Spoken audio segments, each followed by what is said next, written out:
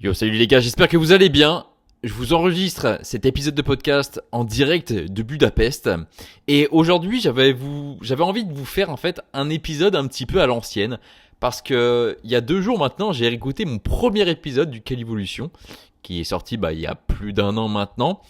Et voilà, c'était pour me rappeler un petit peu quel mindset j'avais à l'époque, quels étaient mes objectifs, pourquoi j'ai créé le Calivolution. Et c'est dans l'épisode 1 justement où j'explique un petit peu tout ça. D'ailleurs, je vous invite à aller l'écouter. C'est l'épisode 1 du coup du Calivolution où je présente un petit peu le podcast et mes ressentis de ce moment-là.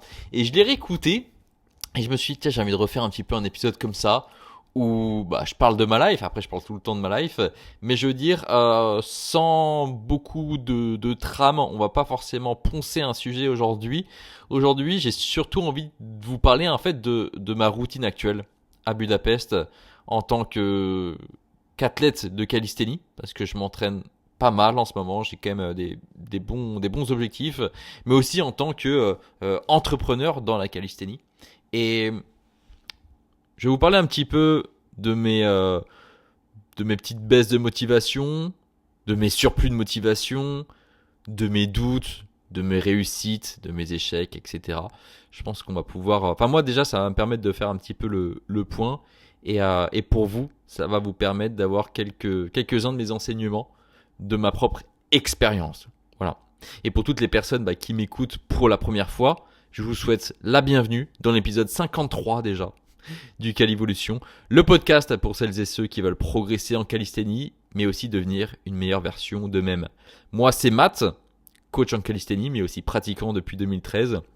Mon objectif, c'est de vous faire passer de celui qui galère à l'entraînement à celui qui débloque ses figures comme le muscle up, le handstand, les handstand push-ups, le back lever, le front lever ou encore la planche, la fameuse planche. Donc si tu veux que je t'aide à débloquer ces figures et à prendre plaisir à t'entraîner, je t'invite à réserver un petit appel avec moi. Le lien est juste en dessous, en description de cet épisode. Voilà. Je bois un petit coup d'eau et puis on va attaquer. Si vous voulez, je vous fais quand même la petite, le petit sommaire. Bien sûr, je vais vous parler de ma routine en tant que calisthénien et entrepreneur dans la calisthénie du coup à Budapest, parce que là je suis pour 3 semaines à Budapest. Je vais aussi vous parler un petit peu de mes expériences ici, même si entre guillemets il n'y en a pas beaucoup parce que en fait je suis venu là pour m'isoler, pour travailler, pour m'entraîner dur. Travailler dur, m'entraîner dur et pas profiter comme on pourrait l'entendre. En mode, tiens, tu pars à Budapest, putain, ça doit être trop bien, tu dois faire ci, tu dois faire ça. Non, je ne fais rien. Voilà. J'ai choisi Budapest comme j'aurais pu choisir Varsovie, Milan, Madrid. Voilà. Je me suis un petit peu adapté aussi au billet d'avion, qui n'était pas trop cher, à la distance aussi. Ce n'était pas trop loin, c'est à 2 heures d'avion. Il y avait une bonne salle de street workout. C'est pas trop grand non plus et j'ai des potes qui étaient déjà allés et qui me l'ont conseillé. Donc c'est pour ça que j'ai choisi Budapest, mais ça aurait pu en vrai être une autre ville. Donc je vais vous parler de ça. On va revenir aussi sur une nouvelle que vous avez peut-être vu passer sur Instagram ou sur YouTube cette semaine. C'est la reprise de la calisthénie, du street workout pour Eric Flagg. Et oui messieurs dames, Eric Flagg reprend le street, reprend la calisthénie pour préparer son mariage. J'imagine qu'il veut peut-être un meilleur physique et quelques figures en plus de ça. Et on va en parler un petit peu parce que je trouve ça vraiment génial. Et puis parce que voilà, j'ai mis un petit commentaire sur sa vidéo, puis il a répondu et puis j'ai fait pas mal de likes.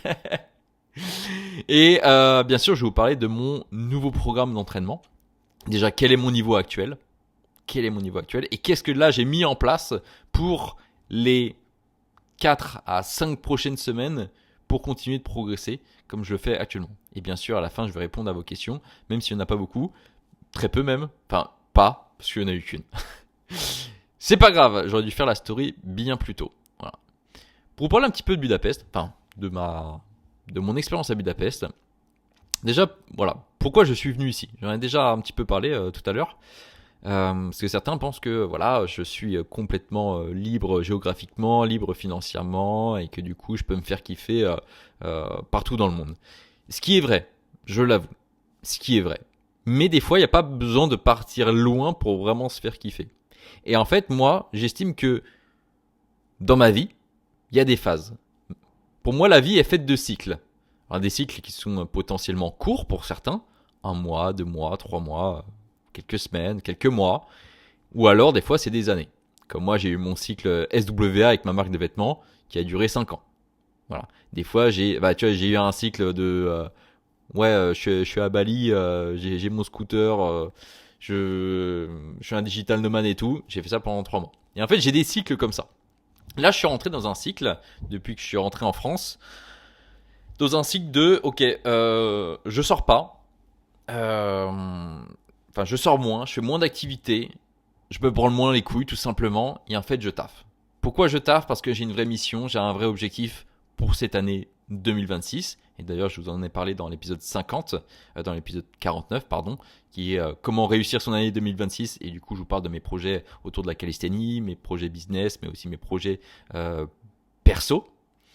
Et là, je sais que pour que je réussisse mon année 2026, je sais que je dois rentrer dans un cycle qui va peut-être durer 3 à 6 mois. Voilà, pas plus de 6 mois. Mais de 3 à 6 mois où j'ai pas de life. Je me lève, je bosse. Je m'entraîne, je bosse. Je mange, je bosse. Allez, je regarde une petite vidéo YouTube pour me détendre pendant 20 minutes. Ensuite, je bosse et ensuite, je dors.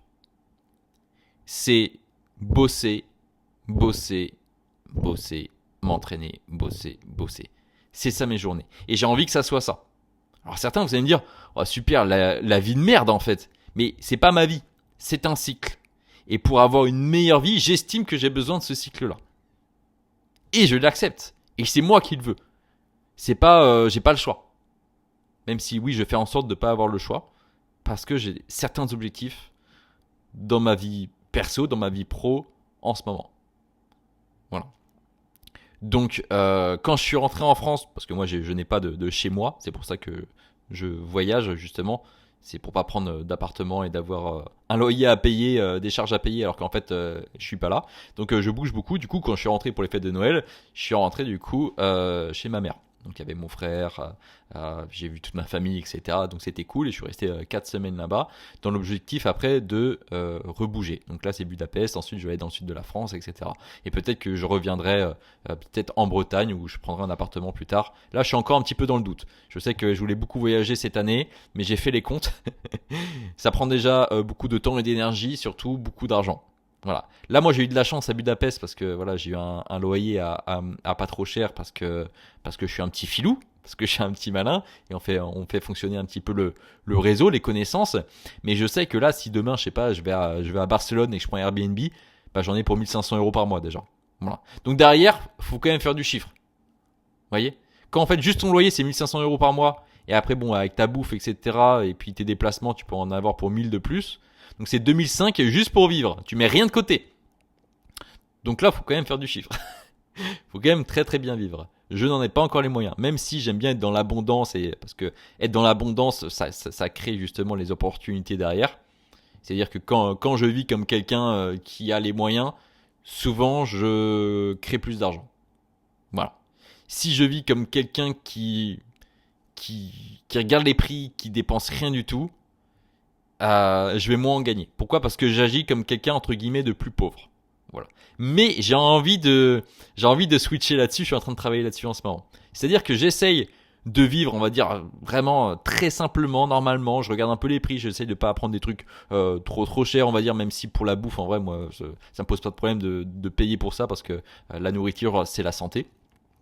Mais je veux dire, ça sert à rien d'avoir un loyer trop cher, d'acheter une voiture trop grosse, d'acheter des trucs qui servent à rien, de claquer 50 balles en boîte parce qu'en fait t'es un peu bourré et du coup ça fait bien de... Bref.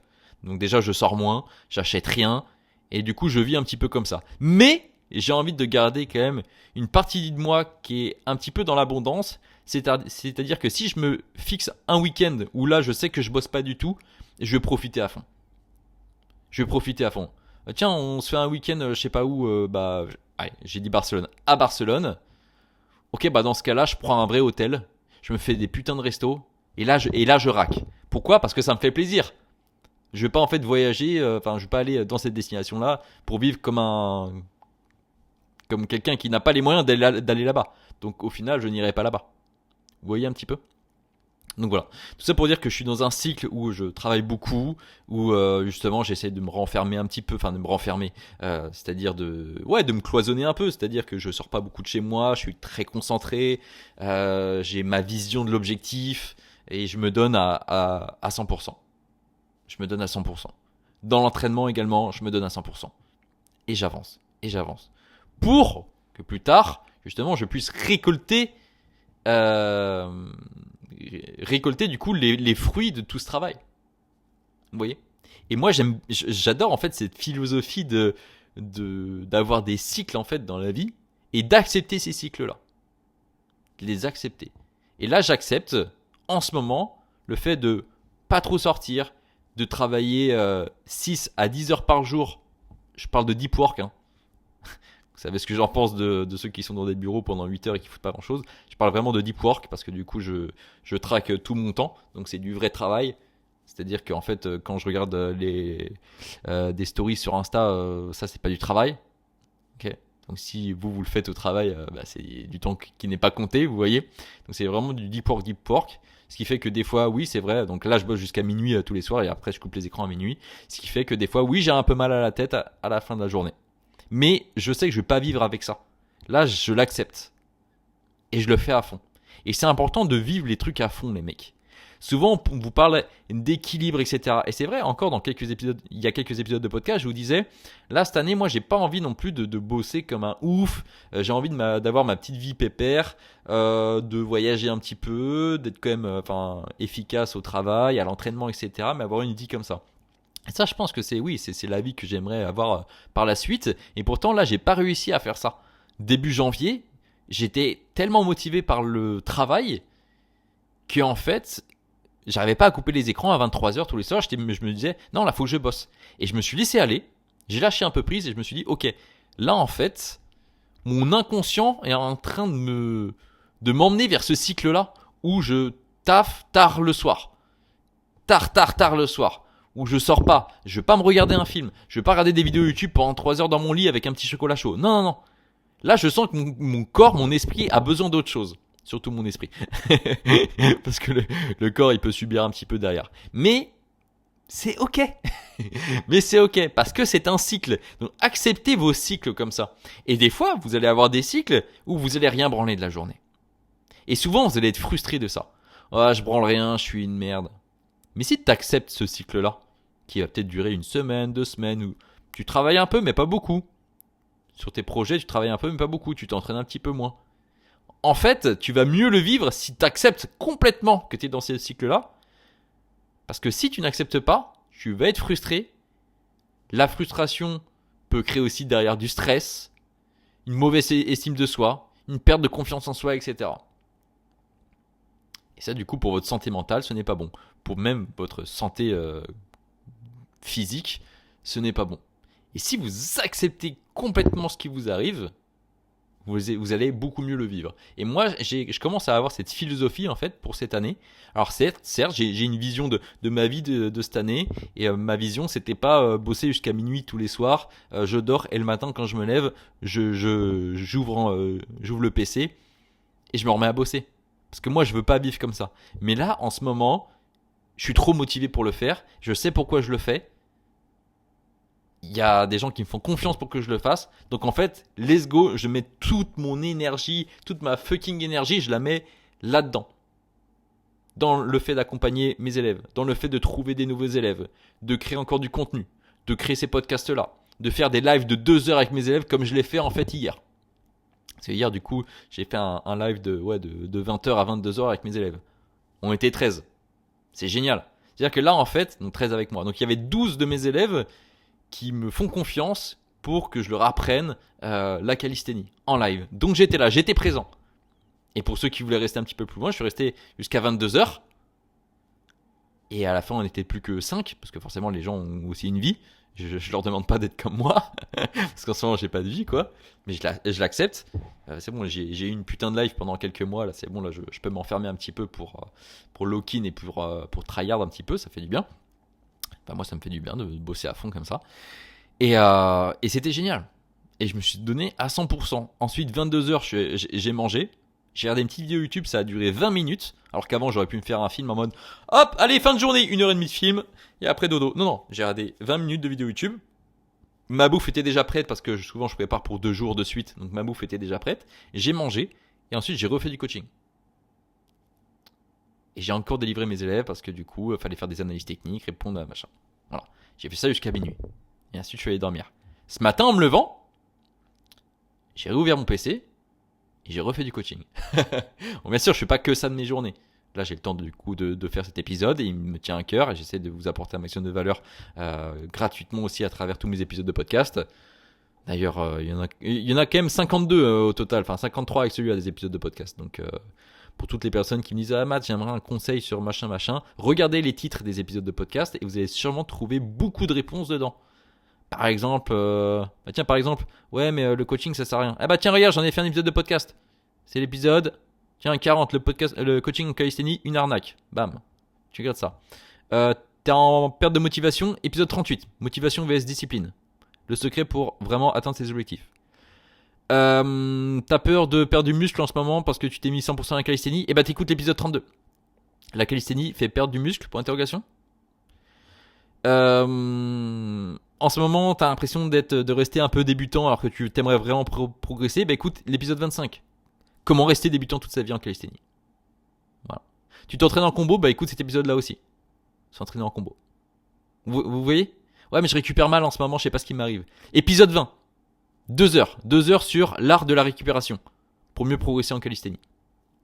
J'ai tout fait. Et certains, vous me dites encore, Matt, il me faudrait des infos là-dessus.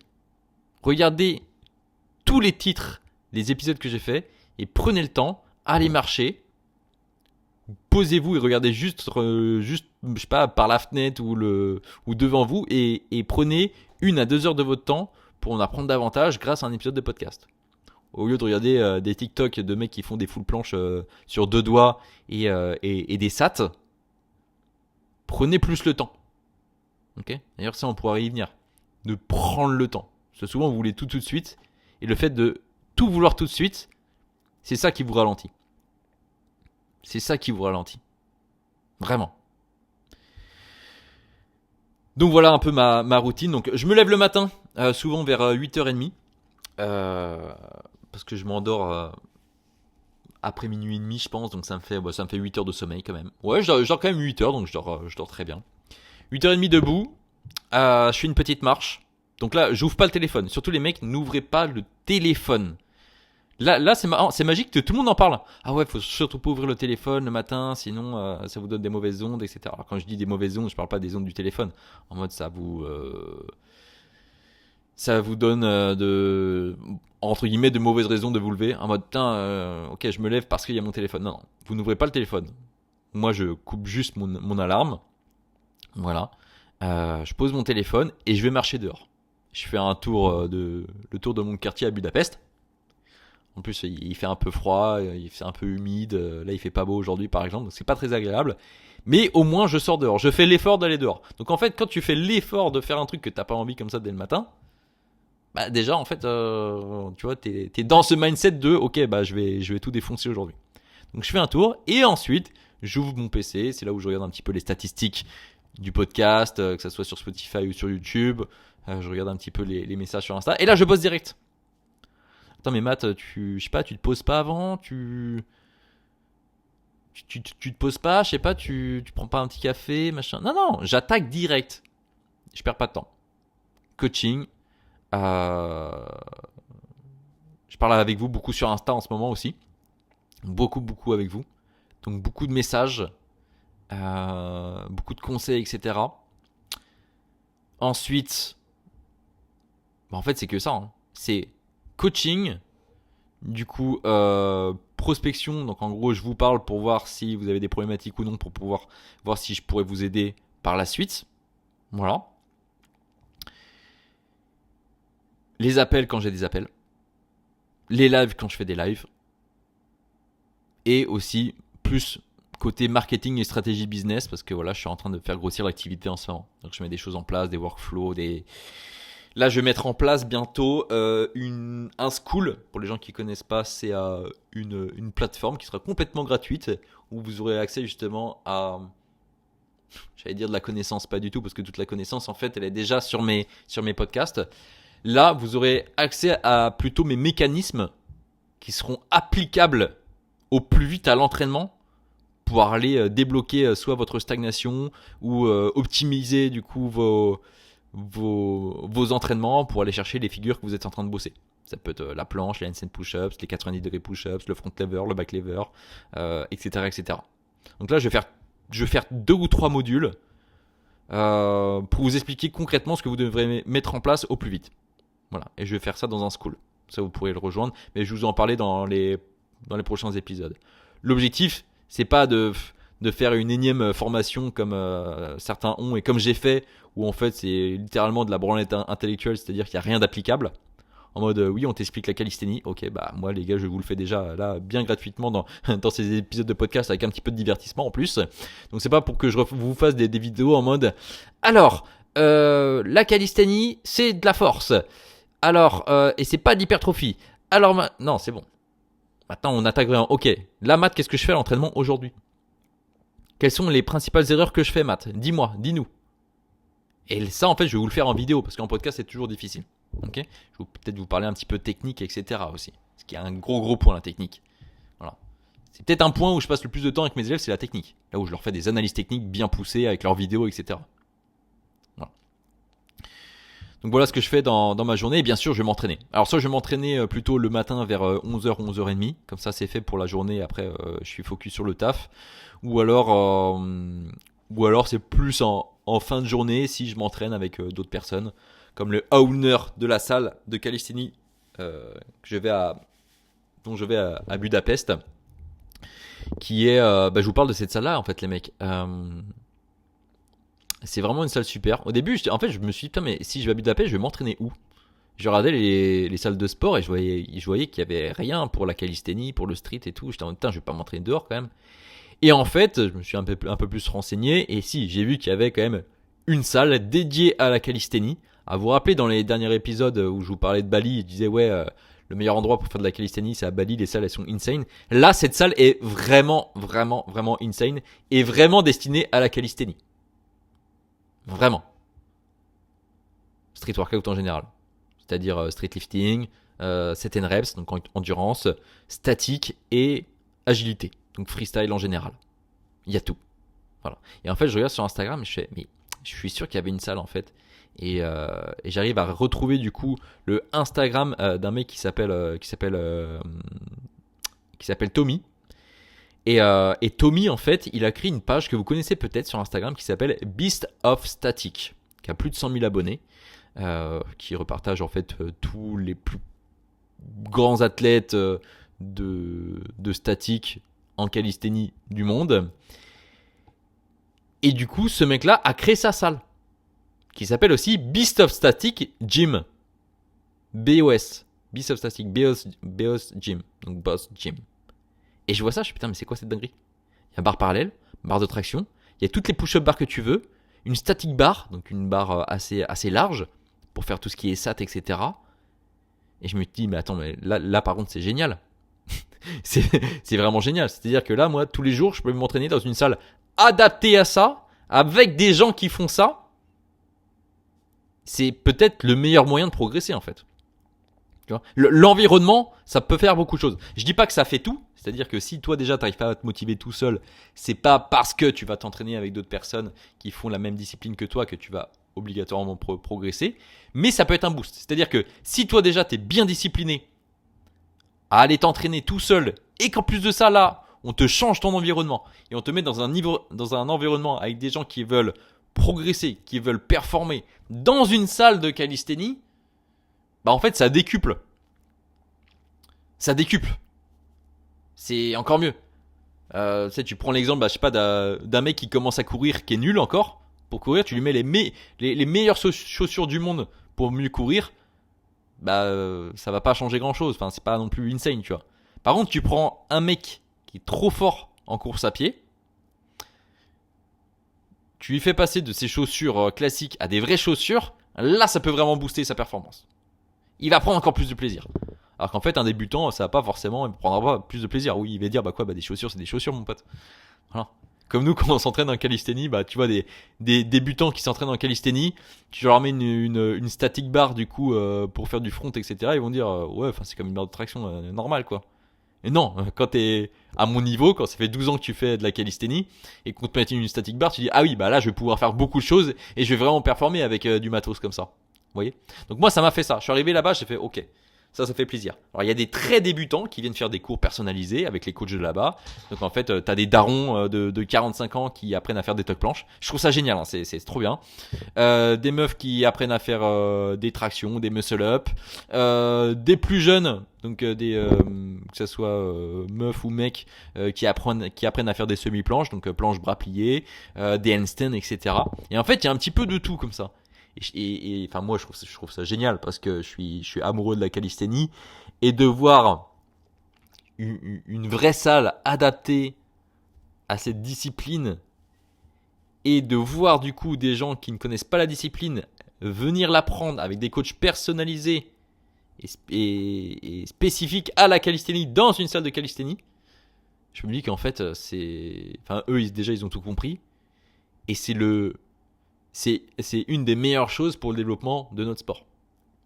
Donc moi je fais on va dire je fais que la moitié d'eux, c'est-à-dire que moi j'ai pas une salle pour entraîner mes élèves. Mais voilà, je sais que l'environnement ça joue beaucoup et c'est pour ça que moi je fais les lives avec mes élèves, c'est pour ça que j'ai un groupe WhatsApp, j'ai un school où ils peuvent se rejoindre, où ils peuvent communiquer et aussi partager leur progression parce que je sais que l'environnement, alors quand je dis l'environnement pas forcément physique, mais l'environnement social peut beaucoup jouer. Et en fait, j'ai certains élèves qui voient d'autres élèves qui sont avec moi depuis plus d'un an faire des full planches, des front lever pull-ups, etc. Et qui sont en mode putain, ça fait du bien de faire partie de ces gens-là parce que ça booste en fait. Et ces mecs-là sont motivés. Pourquoi? Parce qu'ils voient encore du meilleur niveau de d'autres personnes. Ou alors même du niveau moins grand qu'eux, mais des gens qui progressent. Et c'est ça moi aussi un truc qui me fait que j'aime beaucoup dans cette discipline et dans ma propre évolution, c'est de voir des mecs qui sont bien moins forts que moi progresser plus vite que moi. Vous voyez? Ou juste déjà progresser. C'est là que je me dis, oh putain, faut que je me bouge le cul moi aussi, tu vois? Et ça, c'est génial. Ça, c'est quelque chose que j'aime beaucoup. Donc moi, l'environnement que j'ai essayé de créer du coup avec mon accompagnement de coaching, c'est quand on se rejoint toutes les semaines en live. C'est quand on partage du coup notre progression sur WhatsApp. Voilà, c'est des choses comme ça. Et aussi quand on va s'entraîner dans la vraie vie, comme je vous avais dit, on s'était entraîné avec mes élèves du coup dans un Basic Fit à Rennes il y a presque un mois de ça. Enfin non, il y a 3 semaines de ça. Et ça c'était génial. C'était vraiment génial. Et ça c'est un truc que j'aimerais démocratiser beaucoup plus. C'est je sais pas tous les 2 mois, je vais m'entraîner dans une ville pour rencontrer mes élèves, etc. Oui, ça serait le top. Là, pour l'instant, j'ai pas non plus 500 élèves, donc je sais que, je sais pas, si je vais à Bordeaux, il y aura peut-être qu'une seule personne. Si je vais à Nice, il y aura peut-être que deux personnes. Mais c'est déjà ça. C'est déjà ça. Donc voilà, l'environnement, c'est un truc de ouf. Et cette salle-là, du coup, c'est vraiment un truc de ouf. Vous l'avez vu en story. Si vous me suivez pas sur Insta, ajoutez Matt Braise. Je crois mon compte est en lien en lien dans cet épisode en description. Et comme ça, vous pouvez voir un petit peu les stories et vous allez voir qu'il y a tout. Donc là, pareil, j'arrive les mains dans les poches. Il y a de la magnésie, il y a tous les élastiques qu'il faut. Il y a plein de push-up bars différentes. Il y a plusieurs marques. Il y a des Gorletics, il y a des Beast of Static parce qu'il avait fait ses propres paras. Il y avait des Cal athlétiques, je crois. Il y a des décathlons basiques. En fait, il y a un peu de tout comme ça. Et tu peux vraiment utiliser le matos que tu veux. Et c'est pas blindé. C'est-à-dire que ça reste quand même une petite salle. Et il n'y a pas beaucoup de personnes. C'est-à-dire que moi, quand j'y vais le matin, souvent, il y a 2-3 mecs comme moi. Donc ouais, on est 3 ou 4 à s'entraîner pour faire des front levers, des full planches, etc. Et à côté, il y a les cours perso avec des gens qui sont accompagnés pour débloquer leur premier muscle up, premier handstand, première tuck planche, premier front lever, etc. Vous voyez, nous, on est en open gym. On arrive, on fait notre training à nous, quoi. Donc voilà. Donc je vais m'entraîner, je reviens, souvent je me fais à bouffer et toute l'après-midi je bosse jusqu'au bout de la night. Jusqu'au bout de la night. Et c'est comme ça, je vois, plus je mets d'énergie dans ce que je fais, plus j'ai des élèves qui sont motivés. Enfin, j'ai des nouveaux élèves qui sont vraiment motivés, avec qui j'ai vraiment envie de travailler. mes élèves aussi qui sentent mon énergie et du coup qui se donnent un petit peu plus à l'entraînement, qui m'envoient peut-être un peu plus de vidéos pour corriger leurs choses, qui mettent un petit peu plus d'énergie en fait aussi dans leurs entraînements, dans leur progression. Et justement, c'est dans leur progression, dans leur questionnement, dans tout ça que je vois que, ok, je travaille pas pour rien. Je travaille pas pour rien. Voilà. Faudrait que je partage un petit peu plus justement les progressions de mes élèves sur Instagram parce que je sais que ça en intéresse plusieurs d'entre vous. Voilà. Je suis aussi dans un... Donc là, je suis dans un petit studio qui fait, je sais pas, ça fait même pas 30 mètres carrés, je crois. On dirait un petit studio étudiant. Mais en vrai, c'est trop bien agencé parce que c'est tout neuf. Voilà, je crois qu'il y a eu un seul locataire avant moi. Ça devait être des gens à Airbnb pendant peut-être une semaine ou deux. Et moi, je suis vraiment le deuxième locataire. Donc quand je vous dis c'est clean, c'est genre tout est propre, tout est neuf. Genre vraiment, je crois la casserole quand je l'ai utilisée, j'étais le premier. J'ai vu qu'il y avait un grille-pain parce qu'il était rangé dans le placard, j'ai utilisé. Ben, il y avait encore l'élastique autour. Il y avait encore le fil de fer autour du câble. C'est-à-dire qu'il était vraiment tout neuf. Et vous allez me dire, Matt, comment t'as trouvé ça? T'as dû payer une blinde et tout. T'es dans le centre de Budapest. Parce que oui, je suis dans le centre de Budapest. Écoutez, je regardais les Airbnb et je les prenais jamais. Parce que je sais pas, je me disais, ah, ça c'est trop cher, ou ça c'est moins cher, mais ça a l'air d'être de la merde, et je veux une bonne Wi-Fi. Et s'il n'y a pas une bonne Wi-Fi, en fait, ça sert à rien que je paye autant. Ça sert à rien que je paye autant si en fait je peux pas bosser de chez moi, je vais me mettre dans des cafés ou je sais pas quoi, ça va être un petit peu chiant, etc. Et les trucs vraiment clean, bah, comme le mien, ça valait un petit peu cher. C'est-à-dire que le mien, mon Airbnb là que j'ai pris, sur l'application Airbnb, pour 3 semaines, c'est 900 balles. Vous allez me dire, ah oui, Matt, ça commence à faire pour un petit studio à Budapest. Oui, ça commence à chiffrer un petit peu. Vous allez me dire, attends, du coup, t'as payé 900 balles pour ton studio là? Putain, t'as les moyens, Matt. Et non, même si je pouvais me le payer, j'avais pas forcément envie. Voilà, ça me faisait un petit peu chier quand même. Je voyais pas trop la valeur qu'il y avait là-dedans. Du coup, je me suis dit, dans la vie, il faut oser. Des fois, il faut oser. Et ça, c'est peut-être un truc que je peux vous reprocher, c'est que vous n'osez pas assez. Enfin, que je peux me reprocher à moi aussi. C'est-à-dire qu'on veut faire des trucs dans nos vies. On veut telle figure en calisthénie, on veut tel métier, on veut lancer tel business, on veut rencontrer telle personne, on veut faire tel projet, etc. Mais on a peur. On a peur, on ne fait pas les actions difficiles que les autres ne feraient pas, mais qu'on doit faire pour justement atteindre notre objectif. Vous voyez ? C'est-à-dire que passer à l'action sur quelque chose qui nous fait peur, c'est faire les choses que les autres ne font pas, donc on aura des résultats différents des autres. Donc en gros, des meilleurs résultats. Alors soit ça casse, soit ça passe, soit ça casse, bien sûr. Mais je me rappelle de cette phrase, de cette discussion avec mon meilleur pote Alex. Quand on était en Croatie cet été, on était allé sur une île en bateau et quand on est revenu, on était dans un petit bateau, vous savez, un petit ferry qui transporte les gens. Et là, on voyait des gros yachts et tout, et on voit le plus gros yacht de tout Dubrovnik en Croatie. Il est énorme le yacht. Et là, on parlait un peu opportunité, et là on se dit, mais en vrai, t'as vraiment la dalle, t'as vraiment envie de côtoyer des millionnaires, t'as vraiment envie de faire la diff. Tu vas au plus proche sur la côte, tu vas à la nage, et tu vas au yacht à la nage, et t'essayes de monter sur le yacht. Alors, dans le pire des cas, ils te prennent pour un fou, ils disent, mais casse-toi en fait. Qu'est-ce qu'il fait le gamin là Casse-toi en fait, on est tranquille sur le yacht, donc bouge. Ou alors, ils disent, putain, les mecs sont venus jusqu'ici, mais vous savez quoi, montez sur le yacht. Vous avez quoi à nous dire maintenant? Et là, il y a une opportunité. Une opportunité justement de côtoyer ces gens-là, de leur demander des conseils, de faire une activité avec eux et du coup passer une bonne journée, etc. Faire du jet ski, machin. Oui. Et on s'est dit, pourquoi on tente pas des choses comme ça? Parce que ça peut nous prendre beaucoup d'énergie, on a peur de l'échec. On a peur de tout ça en fait. En fait, c'est beaucoup de peur. Oui, certes, ça peut prendre du temps et de l'énergie pour certaines choses, mais surtout c'est parce qu'on a peur. Parce qu'en fait, des fois, on passe beaucoup de temps et on donne beaucoup d'énergie pour des choses qui ne nous rapportent rien, à part du plaisir. Comme, tiens, je vais regarder la nouvelle vidéo de Squeezie pendant 1h30 en mangeant des chips. Voilà. Donc ça prend beaucoup de temps, alors pas beaucoup d'énergie. Par contre, le retour sur investissement, il est de zéro. Par contre, prendre 1h30, je sais pas, juste nager 20 minutes pour aller sur un yacht, on va pas le faire. Parce qu'on a la peur du rejet. Et, et c'est ce qu'on disait. On disait, putain, mais c'est vrai qu'avec un petit peu de volonté, un petit peu de cran, même en ayant peur, hein, parce qu'on a toujours cette peur, mais en se bougeant un petit peu le cul, on peut vraiment avoir une vie différente. On peut vraiment avoir une putain de vie différente. Juste de passer à l'action sur quelque chose qui nous fait peur, ça peut tout changer. Alors, soit sur notre vie, soit sur notre, je sais pas, sur un projet, etc.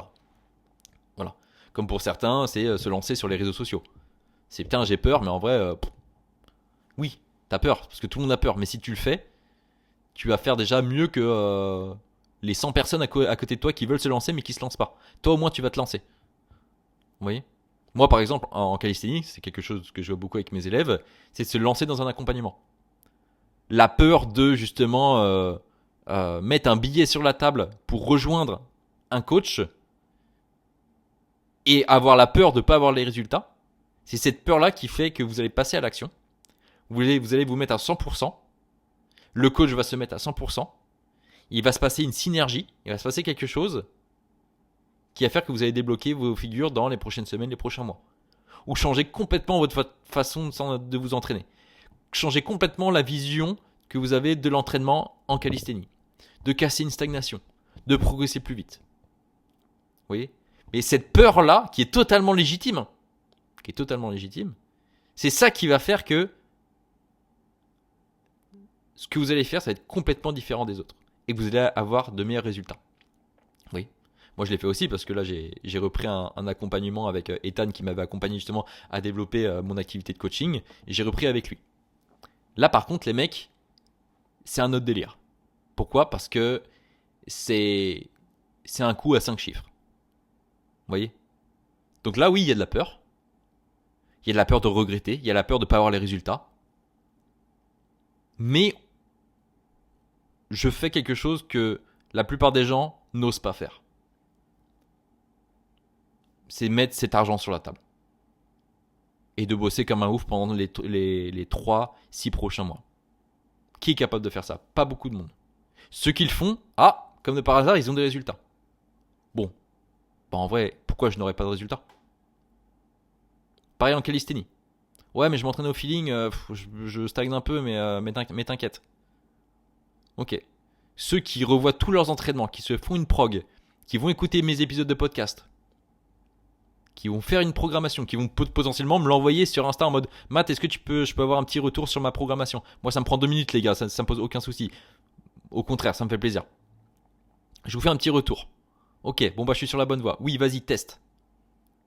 Là déjà, si vous faites tout ça, vous avez beaucoup plus de chances de progresser que ceux qui sont en mode non mais là je m'en fous, un peu de feeling, t'inquiète. Oui, bah oui, parce que tu fais comme tout le monde. Forcément que tu as les mêmes résultats que tout le monde. C'est-à-dire que tu progresses pas comme tu voudrais vraiment progresser. Pourquoi tout le monde n'a pas des full planches, des front levers, des human flag, des muscle up, etc. pour certains ? Parce que justement, vous vous entraînez un peu comme tout le monde. Et comme tout le monde s'entraîne, c'est au feeling, sans prendre les choses au sérieux. Là, maintenant, faites-vous une programmation, prenez les choses au sérieux. Ok ? Demandez-moi si du coup, par exemple, si votre prog elle est bien faite. Je vous dis oui ou non. Et entraînez-vous. Entraînez-vous de façon régulière, en suivant la prog, en notant ce que vous faites pendant l'entraînement, en allant revoir, en analysant du coup les précédentes séances que vous avez fait pour essayer de faire mieux. Parce que c'est tout ça la progression en calisthénie. C'est pas juste ouais, j'arrive à l'entraînement, je me fume. Ouais, mais Matt, moi je spam en ce moment, je spam, je me fume. Oui, si tu veux. Ça marche une fois sur 100, ça marchera peut-être pour toi. Ok. Est-ce que tu auras raison ? Ok, potentiellement. Ou alors tu mets les chances de ton côté, plus de chances de ton côté, et t'analyses. Vous voyez, analyser. C'est important d'analyser. Vous voyez, comme moi je fais avec mes élèves, justement, j'analyse ce qui marche pour eux, ce qui marche pas, et j'essaie de ne pas reproduire les mêmes erreurs pour les prochains coachés. Et ce qui fait qu'au final, j'ai de plus en plus raison. Parce qu'au début, quand je me suis lancé dans le coaching, il y a des fois, j'ai eu tort. J'étais à côté de la plaque. On a testé des choses. Il y a des choses qui n'ont pas fonctionné. Il y a des choses qui ont très bien fonctionné. Et en fait, je me suis nourri de tout ça, de cette expérience-là, parce que j'ai analysé ce que j'ai fait pour mes propres entraînements et ceux de mes élèves. Et là, comme par magie, ah bah c'est marrant, on progresse. Alors oui, c'est pas facile pour tout le monde. Je dis pas que tout le monde a la même progression. Ah ouais, mais du coup, si lui il a eu sa full planche en 3 mois avec telle programmation, faut que je fasse la même chose. Non, pas forcément. Mais oui, tu auras plus de chances de l'avoir. Mais ce qui veut pas dire que tu auras exactement la même vitesse de progression que lui. Parce qu'on progresse tous à notre vitesse, j'ai envie de dire. Vous voyez ? Et pourquoi je dis tout ça, du coup ? Je disais oui, il faut prendre des décisions qui nous font peur, il faut faire des actions différentes de celles des autres. C'était juste pour... oui, c'était pour vous dire pourquoi j'avais eu cet appartement à beaucoup moins cher. Du coup, j'ai envoyé un message au boss de la boss gym, de la salle de calisthénie. Et en fait, au culot, alors je me sentais mal à l'aise de dire ça. Salut, je viens à Budapest, mais en fait, j'ai pas de logement, est-ce que tu peux m'aider ? La honte. Et je sais que vous avez pas envie de faire ça. Et c'est pour ça que vous le faites pas. Vous le faites pas. Vous connaissez, je sais pas, quelqu'un dans un autre pays, mais vous allez pas lui envoyer un message pour vous dire s'il a pas des pistes pour des vacances, pour quelque chose comme ça. Oh mais non, parce que pourquoi ? Bah parce que mon ego. Ah c'est mon ego. Et puis j'ai pas envie de le déranger. Et puis même je me démerde. Et là j'ai mis mon ego de côté. Je me sentais un petit peu mal à l'aise de lui demander, écoute là, est-ce que tu connais pas quelqu'un ? Je vais envoyer ça. Est-ce que tu connais pas quelqu'un qui a un appartement qui pourrait le sous-louer ou qui fait de la location d'appartement, etc. Et encore, j'ai envoyé un seul message à une seule personne. Donc en fait, mes chances de réussir sont minimes. Mais déjà, c'est un premier bond en avant. Et il me répond, ah bah tu regardes sur Airbnb ? Oui, sans blague. Sans blague, merci. J'ai fait, bah ouais, je sais, c'est juste un peu cher quoi, mais vas-y, si t'as pas d'autres pistes, ça marche, je me démerde. Donc là, j'étais en mode, bon, est-ce que je connais d'autres personnes en Hongrie ? Pas du tout. Lui, est-ce que je le connais ? Non. Je lui avais juste envoyé un message pour dire, bah je vais venir m'entraîner, et est-ce que tu connais pas quelqu'un ? Voilà. Déjà, c'est un peu osé. Alors pour certaines personnes, vous allez dire, bah non, facile. Pour d'autres, vous allez dire, ah c'est vrai qu'on peut se sentir un petit peu mal à l'aise. Mais en vrai, c'est rien. Le mec a déjà oublié que je lui ai demandé ça. Voilà. Donc il me dit, va voir sur Airbnb. Oui, d'accord, sans blague. Attendez, je bois juste un petit coup d'eau. Donc moi, je regarde sur Airbnb, mais je réserve rien encore. Et là, il me renvoie un message. Ah, j'ai oublié de te dire, j'ai un client qui a une agence qui fait de la location d'appartements. Tiens, je t'envoie... Qu'est-ce qu'il m'a dit déjà ? Tiens, je t'envoie le lien Airbnb. Donc en fait, c'est un lien Airbnb où on voit tous les appartements que l'agence a. Donc il m'envoie ça. Et là, je vois les prix. Et je vois que le mien que j'ai actuellement, il est à 900 balles. Je fais ok, bon là c'est un petit peu cher. Je lui ai dit, bah écoute, tu sais quoi ? Envoie-moi plutôt le contact de cette personne. Il m'envoie le contact. Donc je crois que c'est le dirigeant de l'entreprise immobilière. Et j'envoie un message sur WhatsApp, au culot. Voilà, je suis là pour 3 semaines, je cherche un appart, machin, blablabla. Il me fait, ok, y a pas de souci, tiens, je t'envoie un de mes agents qui va s'occuper de toi. J'ai un agent qui vient me parler, il me fait, salut Mathias, machin. Donc là, vous voyez déjà, juste parce que j'ai envoyé un message, il y a tout un truc qui se goupille, c'est magnifique. Là vraiment, j'ai l'impression d'être le roi du monde, que tout était facile. Oui, tout peut être facile quand vous osez faire quelque chose, quand vous prenez le risque, quand vous mettez la peur de côté pour passer à l'action, pour faire une action que les autres n'auraient pas fait. Quand vous faites ça, oui, tout devient plus facile. Et là, il me dit, ok, t'as envie d'être dans quel arrondissement à Budapest ? Je lui dis, en vrai, je m'en fous, juste dans le centre. Par contre, j'ai un budget de temps. Et là, je lui dis, j'ai un budget de 500 balles pour 3 semaines. Il fait, d'accord, je te redis. Le lendemain, il m'envoie un message. Il me dit, ok, j'ai cet appartement-là, mais par contre, pour 600 balles. Un truc comme ça. Bon, c'était en forain, c'est la monnaie de là-bas, donc je sais plus exactement, tu vois. Pour 600 balles. Je fais putain, ok. Il m'envoie le lien Airbnb et c'est là que je vois que c'est à 900 balles. Mais je sais très bien que si je passe par lui, c'est pas pour passer par Airbnb. Donc je me dis, ah ok putain, donc là, il me dit 600 balles au lieu de 900, moi j'ai dit 500 balles. Et là, je négocie un peu. Là, j'ai l'impression d'être en Asie. Mais il y a un petit côté comme ça à Budapest, je trouve. C'est un petit côté où tu négocies alors qu'en France, tout est cadré. Là, c'est un mode, ah vas-y, ça passe. Et j'ai dit, allez, 550. En vrai, je peux pas plus, 550. Il fait, ok, ça marche. Il me fait soit tu payes du coup par Revolut ou soit en espèces. Je fais t'inquiète, en espèces, on fera ça. Et c'est génial. Juste parce que du coup, j'ai pris le risque, ce qui n'est pas un grand risque, hein, juste j'ai été mal à l'aise pour demander quelque chose. C'est le truc le plus simple, hein, vraiment, j'aurais pu faire beaucoup plus. C'est-à-dire, je sais pas, j'aurais pu juste démarcher des agences immobilières directement et leur dire est-ce que je peux payer en espèces directement. Mais ça, c'est des trucs qu'on pense pas faire. Pourquoi ? Parce qu'on se sent mal à l'aise. Là, il n'y a pas beaucoup de peur, hein, c'est juste c'est la peur d'être mal à l'aise. Et au final, du coup, le mec, il m'a montré. Donc, il n'y a pas de contrat ni rien. Rien à foutre. Là, l'appartement, il prend feu. Il n'y a rien du tout. Là, c'est comme si on était en Asie. Là, il n'y a aucun contrat. Donc, le mec, il me montre comment ça fonctionne, machin. Je le paye en liquide et puis terminé. Voilà. Et c'est pour ça que j'ai eu un appartement à 550 balles au lieu de 900 pour 3 semaines. Donc, c'est magique. Voilà. En plein centre de Budapest. Je suis à 20 minutes de tout. Hein. Je prends un tram, je prends un métro. Je prends un vélo, je suis sur les plus gros monuments historiques de Budapest. Voilà. Et l'autre jour, je l'ai fait à pied. Bon, c'était un peu plus long, c'était 30 minutes, 40 minutes, je crois. Puis après, tu prends des trams. Ils sont trop jolis, leurs trams là-bas. C'est un peu à l'ancienne et tout. J'aime beaucoup cette ville. J'aime beaucoup de cette ville parce que déjà, il n'y a pas beaucoup de monde. Il n'y a pas beaucoup de touristes. Pas beaucoup. Et déjà, le fait qu'il y ait beaucoup moins de monde, et bah, tu te sens beaucoup plus à l'aise. Tu vois, tu vas à Paris, bon bah là, il y a quand même pas mal de Chinois et tout. Enfin, je veux dire qu'il y a énormément de touristes étrangers qui viennent. À Budapest, il y en a pas tant que ça. Je trouve qu'il y a beaucoup d'Espagnols, il y a quelques Français aussi. Alors, il y a beaucoup de Chinois, mais ça, c'est des Chinois qui ont immigré ici il y a quelques années. Je sais plus si c'était dans les années 80, 70 peut-être, où il y a une vague de Chinois qui sont venus ici, qui ont créé des business, etc. Donc, il y a beaucoup de Chinois. Enfin, je crois qu'il y a des quartiers où il y a beaucoup de Chinois. Mais je veux dire qu'il n'y a pas grand monde. Et les gens sont assez respectueux, sont assez froids. J'avoue qu'ils sont assez froids. On n'est pas en Espagne ici. Mais on n'est pas au Maghreb non plus, tu vois. Alors là, vraiment, les gens sont froids et les sourires sont très très difficiles à décrocher. Même si moi j'essaye parce que voilà, je suis assez souriant et tout. Quand je rentre dans une boulangerie, quand là, je suis allé chez mon coiffeur, on a discuté. Et en fin de compte, ils sont adorables. C'est juste qu'il y a une certaine barrière.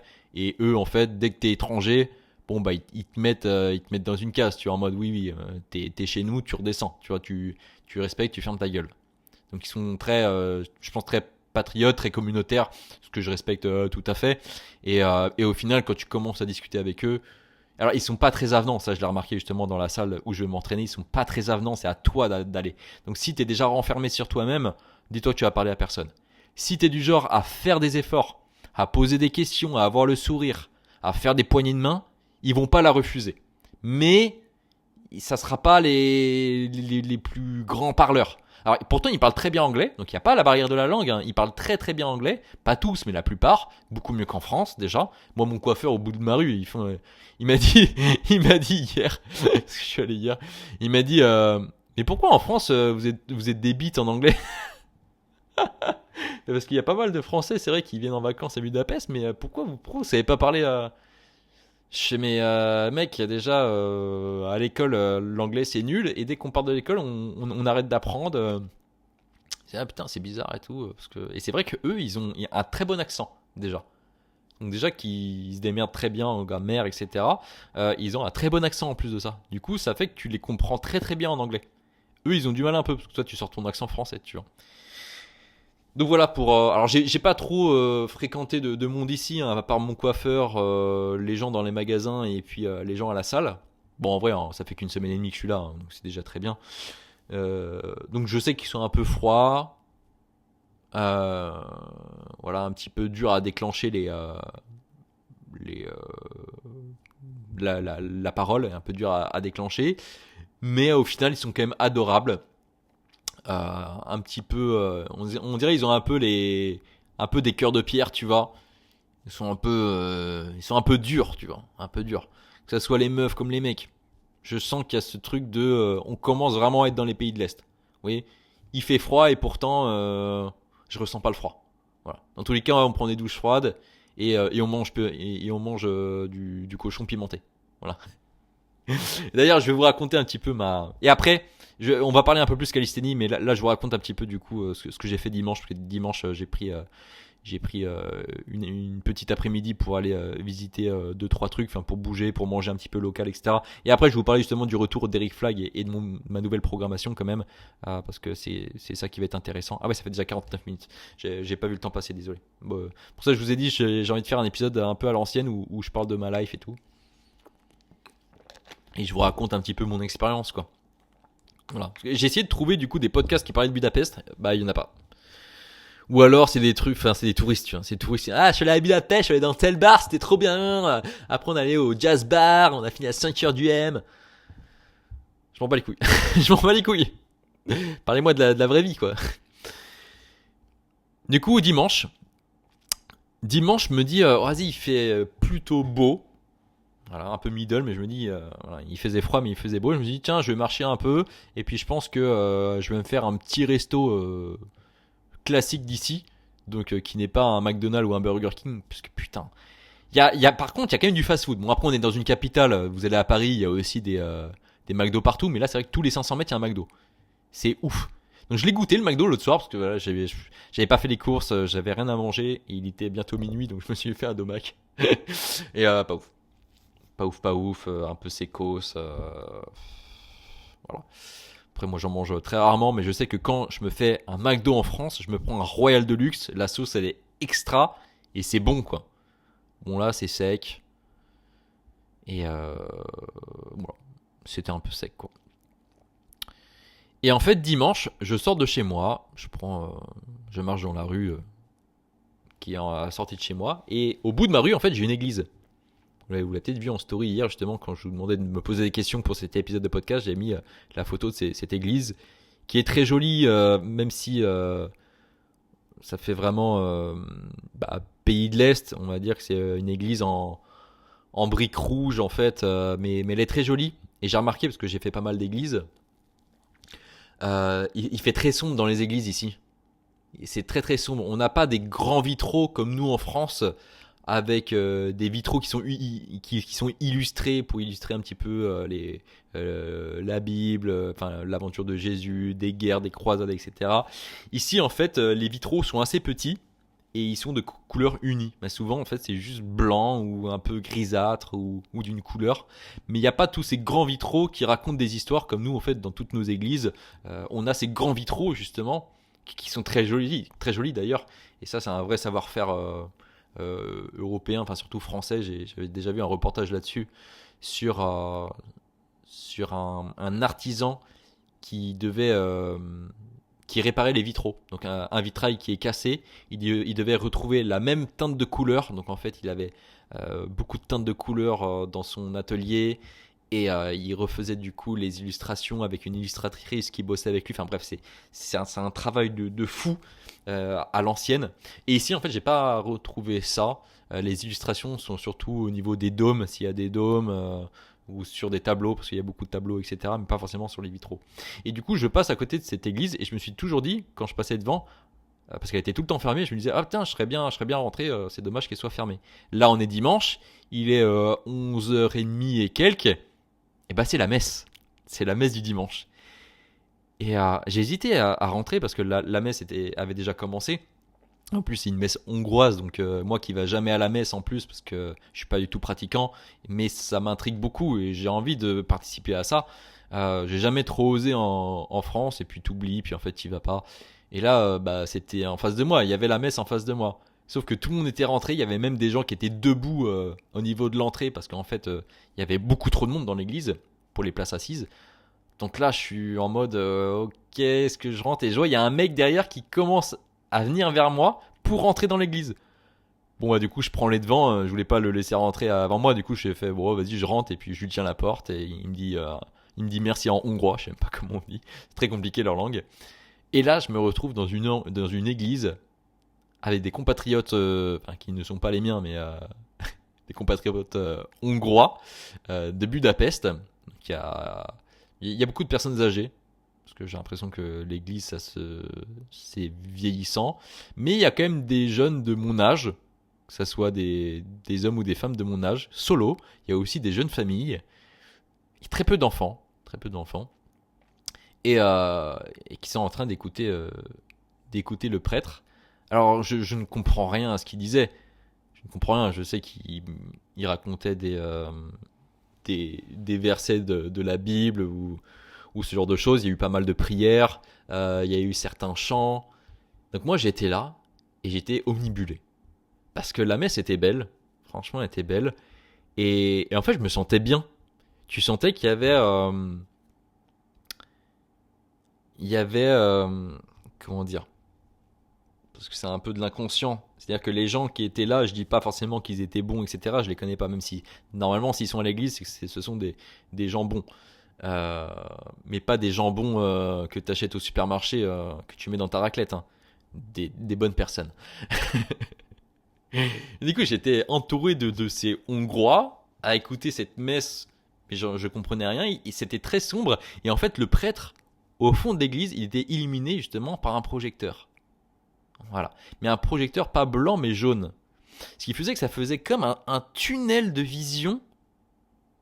Et pas du coup le son tunnel vision de Kodak Black, le rappeur américain. Mais ça me faisait... Pourquoi je raconte des blagues qu'il n'y a que moi qui comprend. Ça me faisait vraiment un tunnel. Mon champ de vision s'est rétréci. Et je voyais que le prêtre me parler. Ça faisait vraiment cette sensation-là. C'était magique. Il avait une grande tunique verte qu'il avait par-dessus, du coup, sa tunique blanche. Je crois qu'on appelle un chasuble, quelque chose comme ça.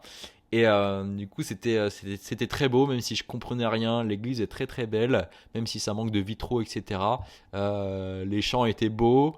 Les prières, bon, bah, malheureusement, j'ai pas pu vraiment comprendre. Mais il y avait une harmonie. Les gens étaient là pour se retrouver. Et je sais pas si toutes les messes sont. Toutes les messes, je sais qu'il y a. Enfin, la messe catholique, tu la retrouves un petit peu partout, c'est un peu la même, mais je veux dire qu'il y a. Il peut y avoir des messes un petit peu différentes, je pense. Pour les gens qui vont à la messe, vous allez mieux savoir que moi.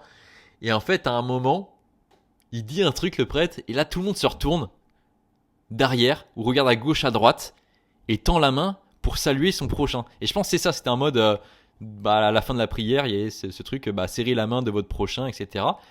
Et là, je vois le mec qui est un petit peu, en face de moi, enfin devant moi, qui se retourne et qui fait une poignée de main à la personne qui est à ma droite.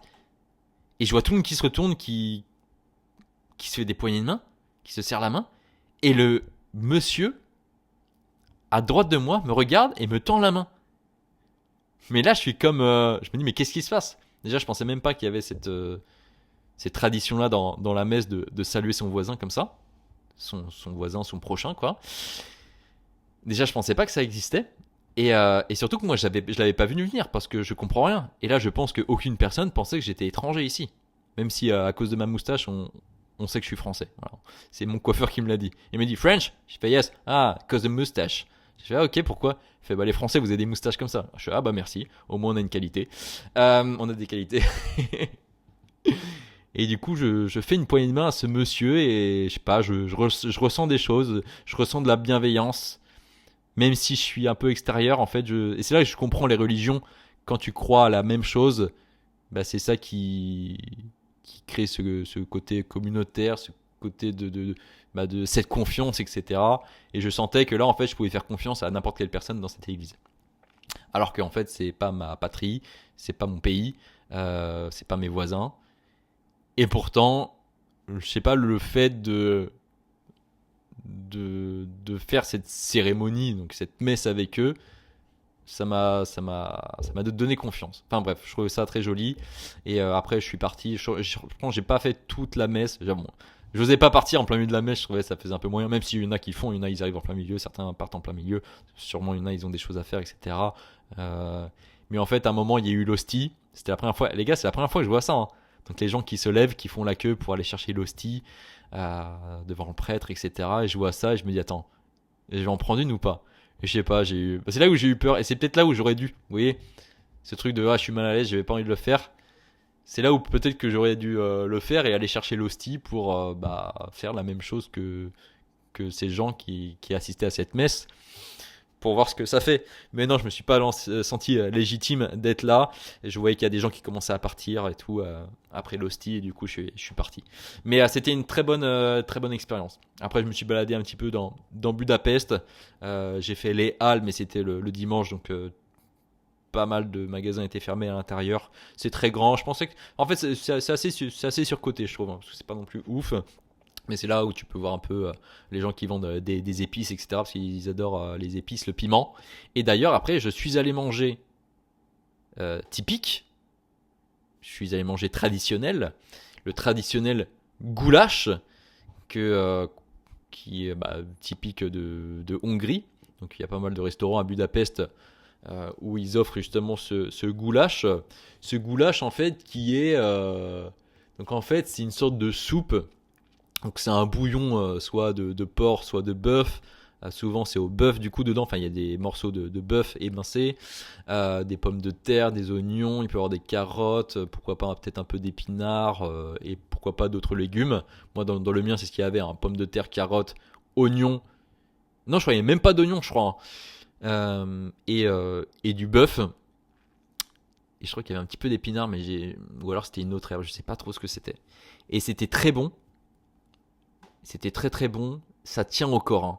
C'est costaud et c'est très fat. Parce qu'ils mettent soit du. Enfin, moi je pensais que c'était du beurre, mais en fait c'est du saindoux. Donc du saindoux en fait c'est de la matière grasse de porc. Donc, donc c'est un bouillon de ça, donc c'est très très gras, c'est chaud, ça tient au corps. En fait pour l'hiver c'est parfait. Donc moi je me mets ça. Bon, heureusement j'avais pas pris de petit déj le matin et j'ai mangé ça assez tôt. Il était genre midi et demi, quelque chose comme ça, avec du pain, et il me rapporte du piment, un fameux piment au paprika que en fait du coup tu mets une petite cuillère hop dans ton goulash, tu mélanges un peu et ça relève un peu, c'est un peu plus épicé. Mais avant le piment, avant de le manger comme ça, je le goûte sur du pain et mais putain il est trop bon. Et vous savez quoi, je l'ai retrouvé dans un magasin, il en restait qu'un seul pot. Dans une petite épicerie à côté de chez moi, il restait qu'un seul pot, je l'ai pris et là j'en mets dans tous mes repas, j'en mets même sur mon pain, ça m'arrache la gueule mais c'est trop trop bon. C'est c'est le fameux piment paprika qui est fort sans arracher trop la tronche. Si vous avez l'habitude de manger pimenté de temps en temps, si vous en mettez un peu sur votre pain, vous allez sentir quand même le goût du piment qui est très très bon, et après ça va piquer un petit peu. Mais ça va, vous pouvez quand même en manger. Même si hier, bon j'avoue, j'ai peut-être abusé, en plus d'en avoir mis dans mon plat, j'en mettais sur mon pain, ça m'a arraché la gueule hier soir. J'avais un peu mal au bide en allant me coucher. Mais ouais, faut pas trop en abuser non plus. Et pour manger ce goulash, je me suis fait du coup, je me suis fait avoir. Non, je me suis fait attirer par un restaurant très rustique qui s'appelle le Rustico. Donc pour le coup, qui est très rustique. Je rentre dans ce restaurant, il n'y a pas grand monde en plus, donc je m'installe tout seul sur ma table. Et pour le coup, c'est très rustique. On a vraiment l'impression de faire un bond dans le temps, en arrière, d'être dans les années 50, 60, même ouais, plus 40, 50, 60 en fait, où en fait sur le mur, il y a beaucoup de choses. Tous les murs sont ultra chargés. Les murs sont remplis d'objets, comme des assiettes en céramique illustrées par exemple, vous savez les vieilles assiettes là, il y a des fers à cheval, il y a des vieux outils d'autrefois, des vieilles photos, des vieilles horloges, des cloches à vaches qui pendent des poutres en bois, des cloches à vaches qu'on appelle des clarines je crois, je me suis renseigné un petit peu avant de faire cet épisode. Il y a des vieilles chaises, des vieilles tables comme un peu chez nos grands-parents à l'époque. Bon maintenant peut-être que si vous m'écoutez ça vous avez 20 ans et vos grands-parents en fait ils sont pas si vieux que ça, mais je veux dire que enfin moi mes grands-parents qui ont plus de 80, qui vont sur enfin 80-90 ans, bah ils ont encore ces vieilles chaises, ou alors des fois c'est rangé dans des greniers, des vieilles chaises, des vieilles tables vraiment d'autrefois, donc qui étaient à leurs parents ou à leurs arrière-grands-parents. Et ben en fait dans le Rustico, ce restaurant, t'as l'impression en fait d'être chez ta grand-mère en 2002, tu vois. Il y a pas de télé, t'entends l'horloge qui fait tac tac tac tac, t'as les vieux fers à cheval, etc. Donc en fait c'est très stylé. Et là je me suis mis une grosse claque dans la gueule en mangeant ce goulash ici. Voilà, j'ai fait un bond dans le temps et j'étais en immersion en fait de ce pays. Donc voilà, pour vous raconter un petit peu ma petite life d'ici. Je bois un coup d'eau. Voilà. D'ailleurs, n'hésitez pas à mettre un petit commentaire sous cet épisode de podcast. Je savais qu'avant, quand j'ai lancé le podcast il y a plus d'un an, je recevais plusieurs commentaires, plusieurs messages aussi. Je recevais sur Insta pour me dire que vous avez bien aimé ce podcast-là ou moins aimé celui-là. Me dire, ah, Matt, tu pourrais parler de ça, par exemple. Ou voilà, juste dire, ah bah, j'écoute tes podcasts, c'est vraiment super. Là c'est vrai que j'en reçois beaucoup moins. Peut-être parce que je le demande moins, mais vous pouvez faire ça. Vous pouvez faire ça, ça me pousse à continuer, ça me fait plaisir. Franchement, ça me fait plaisir et du coup, ça me pousse à continuer, à vous donner encore plus de valeur, à vous raconter mes expériences, mes histoires, etc., etc. Vous voyez. Donc, hashtag Budapest. Si vous écoutez jusqu'ici cet épisode, hashtag Budapest dans les commentaires sur Spotify ou sur YouTube. Ok, parce que oui, maintenant je mets sur YouTube. Voilà. Donc, ça me ferait plaisir. On enchaîne. Je sais pas si vous avez vu la news, mais un célèbre YouTuber reprend la calisthénie, ou comme il appelle lui, le street workout. Et, mesdames et messieurs, il s'agit de Eric Flagg. Eric Flagg qui a été connu justement grâce à ses vidéos sur le street workout. En vrai, c'est un peu grâce à lui que de milliers de personnes se sont mis à cette discipline. Bon, certains qui ont arrêté, mais certains qui ont continué. Certains qui se sont mis plus qu'aux tractions et aux dips et aux muscle-up, mais qui ont commencé à faire des front levers, des planches, etc. Voilà, dans les années 2019, 2020, 2021, toute cette époque un petit peu Covid, confinement, etc., etc. Et bah ça a fait un gros boost. Voilà, c'est un peu notre Chris Heria français, ou notre merde, comment il s'appelle l'espagnol qui est trop connu là, j'ai oublié. Bref, voilà, donc c'est un peu notre base. Et quand tu parles street workout ou calisthénie, il y a deux noms qui ressortent très souvent, c'est Eric Flagg et Brieux Le Dantec. Et ils ont tout à fait raison parce que c'est vrai, c'est ces personnes-là qui ont peut-être démocratisé le plus, du moins sur les réseaux sociaux, bien sûr. Voilà. Et Eric Flagg a arrêté le street workout, la calisthénie il y a quelques années, enfin, même s'il continuait peut-être un petit peu à mettre quelques éléments de calisthénie dans ses entraînements de muscu avec quelques handstand push-ups, quelques tractions, pourquoi pas des L-sit, des montées en handstand, des drapeaux, ce genre de choses. Mais il faisait plus du renforcement musculaire, on va dire, en salle de musculation, en plus de toutes ses préparations d'endurance, parce qu'il a fait des Ironman, marathon, etc. Il a fait beaucoup de choses en quelques années. Donc en fait, c'est marrant parce que avant, il était un peu comme moi, c'est-à-dire le mec qui n'aime pas l'endurance et qui préfère les sports de force ou d'esthétisme, donc soit musculation, calisthénie, etc. Et l'endurance, c'était loin de lui, un peu comme moi en ce moment, c'est très loin de moi. Et il s'est vraiment lancé là-dedans, je me rappelle, il commençait à courir, après je crois qu'il a fait peut-être 10 km, semi-marathon, marathon, Ironman, etc. Enfin, triathlon, ensuite Ironman, etc. Et au final, il est devenu quand même assez bon dans cette discipline. Et là, il sort une vidéo. Voilà, je vais me marier dans quelques mois, je me remets au street workout et entre guillemets à la musculation au poids de corps. Pour déjà d'une, avoir un meilleur physique et j'imagine aussi pour flex le jour de son mariage avec pourquoi pas quelques handstand push-ups, pourquoi pas une planche, parce qu'il a des restes de straddle planche, un front lever, ce genre de choses. Voilà. C'est des trucs qu'il maîtrise quand même un minimum, straddle planche, handstand push-ups, qu'il maîtrise d'ailleurs super bien, 90 degrés push-ups qu'il pourrait remaîtriser, parce qu'il l'avait déjà fait, front lever il est déjà bon, il a déjà un bon back lever, en fait il a déjà les bases. Mais moi je pense vraiment qu'il y a des capacités je pense vraiment que Eric Flagg a des capacités d'aller beaucoup plus loin, parce qu'avec un niveau comme ça, maintenant, ça lui offre quand même un champ des possibilités qui est juste insane. C'est-à-dire sur son front lever, maintenant, il peut vraiment beaucoup plus progresser, aller chercher des front lever pull-ups, pourquoi pas un front lever touch. Je sais qu'il avait déjà aussi débloqué sa full planche de 2-3 secondes. Je pense vraiment qu'il pourrait la débloquer, je pense vraiment qu'il pourrait la débloquer une nouvelle fois, faire tout ce qui est straddle planche press, straddle planche push-ups et même s'amuser autour de ça et créer des combos.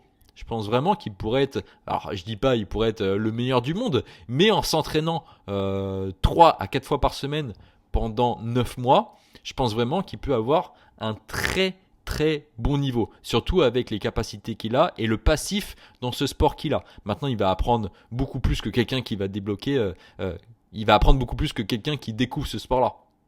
Vous voyez ? Donc voilà. Donc Eric Flagg, si tu écoutes cet épisode de podcast, je te fais rentrer dans mon accompagnement de coaching. Ok ? Bon, alors pas gratuitement, parce que du coup, il va falloir payer comme tout le monde. Tu veux être un élève comme les autres. Il va falloir mettre son ego de côté, il va falloir être enseignable, et on va aller chercher cette full planche, un front lever touch et des combos. Pour moi, c'est des combos là qu'il faut. Parce que les figures, tu les connais, machin. Débloquer des figures, c'est bien, sauf que là, t'as envie de faire du street workout pendant peut-être seulement quelques mois. Et ça se trouve, après, tu vas arrêter pour faire autre chose. Donc, j'ai envie de te dire, fais-toi kiffer. T'as déjà des figures, bien sûr qu'on va en débloquer d'autres, mais débloque des combos. Amuse-toi. J'ai vu que t'avais une straddle planche. Fais des straddle planche press. Push-up, tu reviens en L-sit, tu repars en handstand, 90 degrés push-up, handstand flag, handstand push-ups. Et en fait, tu vas pouvoir t'amuser comme ça, Eric. Okay. Sur ton front lever, tu as déjà quand même un bon front lever qui peut être bien sûr solidifié. Là déjà, je pense qu'on peut aller chercher quelques front lever pull-ups, 2 à 3 je pense, ça pourrait être vraiment bien. Et pourquoi pas un petit touch. Mais le petit touch, va falloir quand même le bosser au plus vite, quoi. Parce que c'est quand même un autre level. Voilà. Mais avec ça, on peut passer en back lever, puis revenir en front lever, passer un muscle up, etc., etc. On peut faire quand même pas mal de choses. Donc voilà. Si Eric Flag, tu m'écoutes, let's go, on s'entraîne ensemble là pendant quelques mois pour débloquer tout ça. Voilà. Donc bien sûr, vous savez très bien qu'il ne va pas écouter cet épisode de podcast, mais un jour je ferai un épisode de podcast avec lui justement pour parler de tout ça. Et là, vu qu'il a repris, je me suis dit, bah Matt, ça pourrait être l'occasion justement de lui envoyer un message et de dire, bah écoute Eric Flag, je viens à Lausanne et puis on enregistre un épisode de podcast ensemble. Alors peut-être qu'il dira, bah non parce que tout simplement tu n'as pas assez d'audience et du coup c'est pas intéressant pour moi et que vu que le temps c'est de l'argent, tu me fais perdre du temps, du coup tu me fais perdre de l'argent, ce que je comprendrais. Et peut-être qu'il dirait, écoute, j'ai envie de saisir l'opportunité. Voilà. Mais avant faut que je lui envoie un message en fait. Faut que je lui envoie un message. Et vous voyez, ça, je reviens sur le truc de tout à l'heure, ça met dans l'inconfort. Parce que me prendre un vent par Eric Flag, j'aimerais pas. Parce que tu dis, ouais, mais du coup, s'il dit non maintenant et après mon podcast il perce et en fait je demande plus tard, il va se foutre de ma gueule. Ah, tu m'avais envoyé un message il y a 3 ans, maintenant, machin, bah c'est trop tard, allez hop. Alors qu'en fait, c'est pas du tout comme ça que ça se passe. Mais d'ailleurs, j'avais envoyé un mail à Brieul Dantec il y a plus d'1 an. Bah, il y a 2 ans, je crois, il m'a jamais répondu. Voilà. Parce qu'il était à Rennes, donc je me suis dit, tiens, on pourrait parler un peu. Mais je crois qu'il connaît pas grand chose non plus en calisthénie, même s'il fait tout son branding autour de ça. Je sais pas si ça aurait été vraiment intéressant. Enfin, why not, peut-être que je me trompe. Voilà. Si Brieux, tu m'écoutes, envoie-moi un message et on voit ça ensemble. Mais voilà, parce que Brieux Dantec ou Eric Flag ou ces mecs-là, c'est des petits nouveaux dans le game. Voilà, parce que moi, ça fait 13 ans que je fais de la calisthénie, les mecs. Donc, c'est là où je flex un peu. Hey, j'ai le droit de flexer un petit peu ou quoi, les mecs? Voilà. Moi, j'ai pas 100 000 abonnés. Voilà, donc je peux flex sur autre chose. Moi, j'ai des années d'expérience. C'est ça qui est différent, quoi. Mais voilà, donc j'enverrai un message à Eric Flag. Surtout qu'il a vu mon message en plus, enfin mon commentaire sur Insta. Attendez, je suis sur Insta là.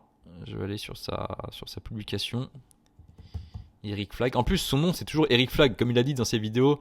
Mon nom c'est Eric Flag, donc le flag ça vient vraiment du drapeau, ça vient vraiment du street workout, hein, de la calisthénie, ça vient vraiment de ça en plus son blaze. Donc en fait là c'est un peu un retour aux sources qui est plutôt cool.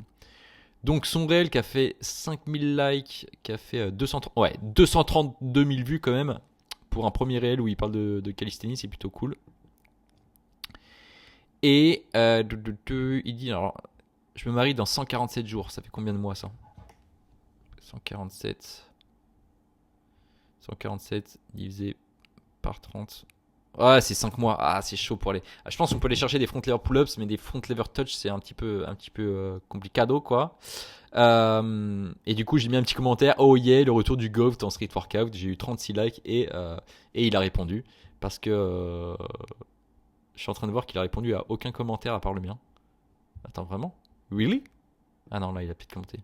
Ah, il est.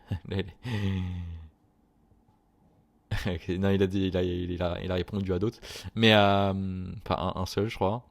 Il m'a dit, Matt Braise, haha, c'est gentil, je vais faire de mon mieux pour revenir à la hauteur de cheville des meilleurs.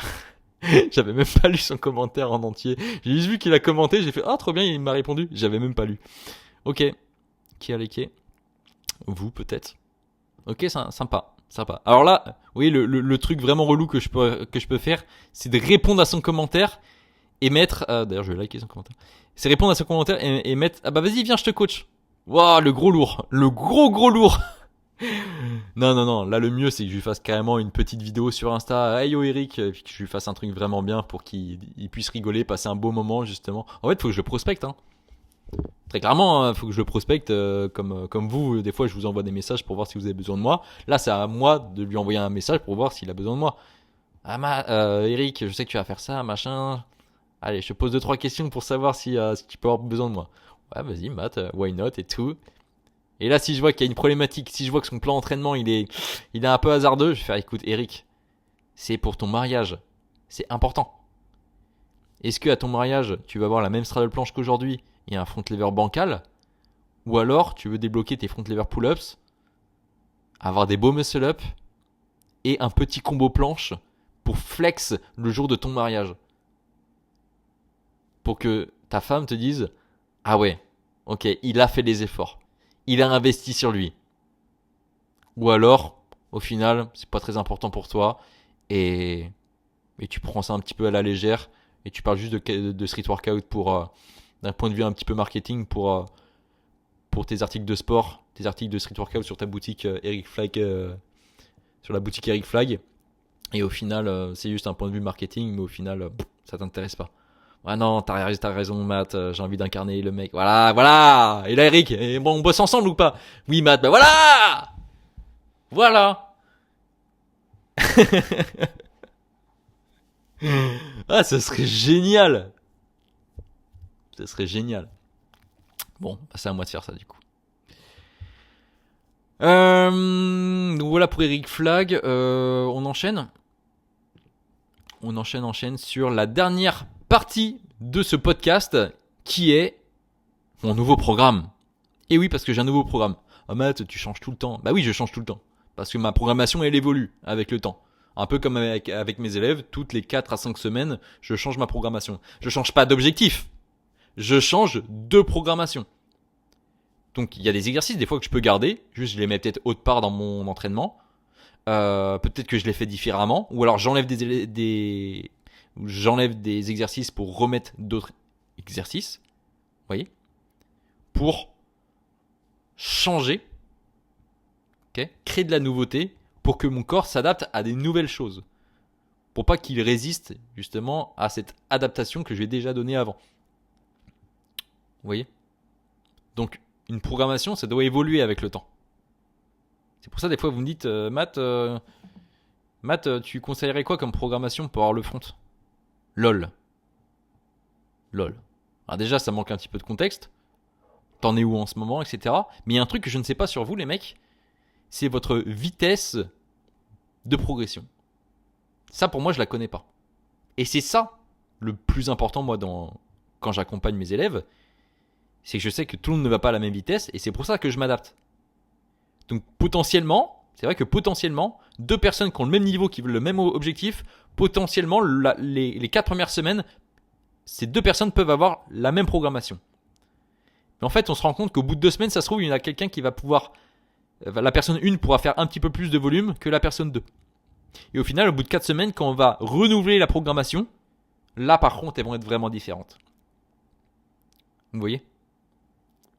Donc c'est pour ça, par exemple, j'ai pas peur de partager la programmation de mes élèves en story, par exemple. Je pourrais vous montrer, même à vous, par message, vous dites ok, montre-moi une programmation pour voir à quoi ça ressemble. Je peux te montrer. Tu peux faire exactement la même chose, t'auras jamais les mêmes résultats. C'est impossible, ça fonctionne pas comme ça. Pour ça. Des fois, on veut la programmation de Ilyes ou de Livan pour progresser comme lui. Mais les mecs, ça fonctionne pas comme ça. Ça fonctionne pas comme ça. Ok. Vous prenez 2 voitures différentes et ils iront pas à la même vitesse sur 2 circuits différents. Enfin, sur le même circuit. Vous voyez ? Donc, à chaque voiture, son circuit. À chaque pratiquant de calisthénie, sa programmation, son chemin. Ok ? Parce qu'on doit adapter les choses. J'ai des élèves qui progressent peut-être... J'ai 2 élèves qui peuvent progresser super bien sur la planche. Par contre, il y en a un... dès qu'on fait trop de planches, il commence à avoir des douleurs au poignet et l'autre non. Et ouais, et pourtant il progresse de la même vitesse. Juste là, ça commence à faire mal. Ok, donc là on va changer des choses dans l'entraînement pour faire en sorte qu'on ait plus mal dans les prochaines semaines, les prochains mois. Et peut-être que ça va retarder un petit peu la progression. Mais au moins ça va pas la stopper. Ok. C'est justement le no pain no gain en mode putain. D'ailleurs, certains vous avez pas compris mon dernier réel où je dis c'est pas normal d'avoir mal quand on s'entraîne en calisthénie. Certains ont fait ah bah du coup j'arrête la calisthénie. Les gars, si vous avez mal de façon articulaire, bien sûr que ça doit être dur l'entraînement. Ça doit faire mal entre guillemets aux muscles. Bien sûr, je suis le premier à dire allez faut pousser, faut y aller là. Par contre le j'ai mal au poignet mais no pain no gain, ça c'est le meilleur truc pour que tu puisses pas faire de planche pendant les 6 prochains mois. Et je sais parce que moi je l'ai fait. Je l'ai fait il y a 6 mois. Il y a 6 mois, pareil, pendant l'entraînement, douleur au poignet. Articulaire. Je le savais que c'était articulaire. Ouais, mais vas-y. Ouais, vas-y, on s'en fout. Résultat, 4 mois sans planche. 4 mois sans handstand. 4 mois juste sans me mettre en position dips sur des barres parallèles. Voilà. Donc, vous voyez, moi aussi je fais ces erreurs-là. Donc non, quand vous avez mal, arrêtez ou faites les choses différemment. Ne poussez pas. Sinon, en fait, vous allez vous arrêter trop longtemps derrière. C'est pour ça que moi, maintenant, avec mes élèves, j'hésite pas à revenir en arrière sur certains trucs. Et ça, je sais que ça peut être très frustrant, mais je suis là pour leur expliquer. C'est ok, là, tu vois, en planche, c'est pas mal, on progresse bien. Par contre, il y a des douleurs. Viens, on remet un gros élastique ou viens, on refait de la tuck. Oh bah non, Matt, c'est bon. Putain, je faisais déjà des straddles, là, je vais faire de la tuck. Oui, mais je te jure que c'est mieux pour toi. Allez, Matt, je te fais confiance. Et on fait ça. Ah putain, plus de douleur. Et puis en fait, je suis plus fort sur ma pro-try. Et en fait, quand je reprends la planche, je suis meilleur. Voilà. Donc moi, j'ai pas pu faire de planche pendant 4 à 6 mois. Parce que j'ai eu vraiment des grosses douleurs pendant 4 mois. Et après, c'est revenu petit à petit. Mais je pouvais toujours pas faire de planche. J'ai pu remettre un petit peu de handstand. Quelques tuck planches.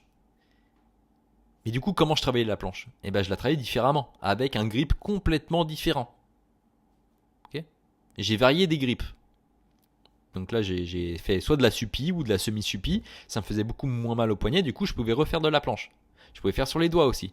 Mais je suis revenu en arrière parce que du coup, c'est des prises qui sont beaucoup plus dures. Du coup, je suis revenu en arrière et j'ai perdu ma full planche. Par contre, j'ai retravaillé de la straddle et de la full planche à l'élastique avec des prises différentes. Quand, la veille de Noël, là, je me suis entraîné avec mon frère et que je sentais que j'avais plus de douleur au poignet et que j'ai lancé une full planche, j'étais choqué. Elle était trop bien. Pourquoi ? Parce que je suis revenu en arrière, j'ai laissé le poignet se reposer. Pourtant, je suis revenu en arrière, donc on aurait pu dire mais du coup, t'es revenu sur de la planche à l'élastique et puis des straddles, super, c'est pas comme ça que t'auras la full. Et bah si. J'ai remis 3 à 5 secondes de full. Bam ! Voilà. Et là, je l'ai amélioré. Et là, maintenant, je pense que voilà, je l'ai vraiment validé 3 à 5 secondes. Un mois après, je sais que c'est encore plus que validé et je fais des presses, etc. Oui.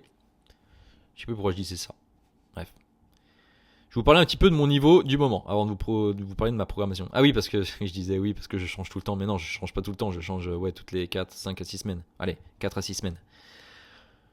Des fois plus vite, parce que là, j'utilise du matos qui est dans la salle de sport où je suis, à Budapest. Mais du coup, je vais pas avoir le même matos après quand je vais rentrer, quand je vais bouger et tout. Donc, va falloir que je m'adapte. Et moi, j'essaie beaucoup de m'adapter à ça. Et c'est pour ça que moi, des fois, j'ai une progression qui est plutôt lente, un peu hasardeuse. C'est que je bouge pas mal. Je voyage pas mal. Ce qui fait que je suis pas forcément régulier dans tous mes entraînements et que je me fixe pas des fois à une seule prog. Voilà, donc ça me joue un petit peu des tours. Mais malgré ça, j'arrive quand même à progresser. Donc c'est génial. Alors, mon niveau du moment. En front, en pool. 8 à 9 front lever pull-ups. 5 front lever pull-ups to touch. Alors tout ça, c'est pas du clean form. Genre, je pense en méga clean form, j'ai 6 à 7 front lever pull-ups, genre nickel. 3 to touch, nickel chrome. Mais pour parler un petit peu plus en volume, c'est-à-dire avec des pieds un peu trop, etc., on va dire du 5 to touch. En full planche, 3 à 5 secondes sans douleur. Je dis bien sans douleur. Et presque en perfect form. Je fais 5 secondes ultra clean, sans douleur. Une full planche presse. Donc là, c'est bon, ça remonte. Et je reviens même en full planche après. Donc ça c'est dinguerie. Donc j'ai vraiment repris du niveau à ce niveau-là. Ah oui, j'ai oublié en pool aussi Victo 3 secondes clean form. Voilà. Et c'est déjà pas mal. Ça c'est mon niveau du moment. Donc je suis très content. Le max de front lever pull-ups que j'avais fait il y a 2 mois, je crois que c'était 10 en plein entraînement, bien sûr en ultra bas de forme et sur une barre plutôt grosse. Là je suis plus sur du 8-9, donc c'est à dire que j'ai réussi à bien maintenir, et l'objectif ça serait d'aller chercher du plus de 10 dans les prochains mois en travaillant beaucoup plus l'endurance. Là j'ai lâché un peu l'endurance pour travailler un petit peu plus l'explosivité, donc j'ai fait du travail de lesté, donc j'ai été lesté aux chevilles pendant 4 semaines, 3 à 4 semaines là. J'ai gagné beaucoup en puissance sur mes front lever pull-ups. Donc ça s'est retransmis aussi sur mes front lever pull-ups to touch. Par contre ça m'a pas fait gagner en endurance. Donc là c'est pour ça que là j'ai repris les combos. D'ailleurs je vais vous en parler de ma prog là.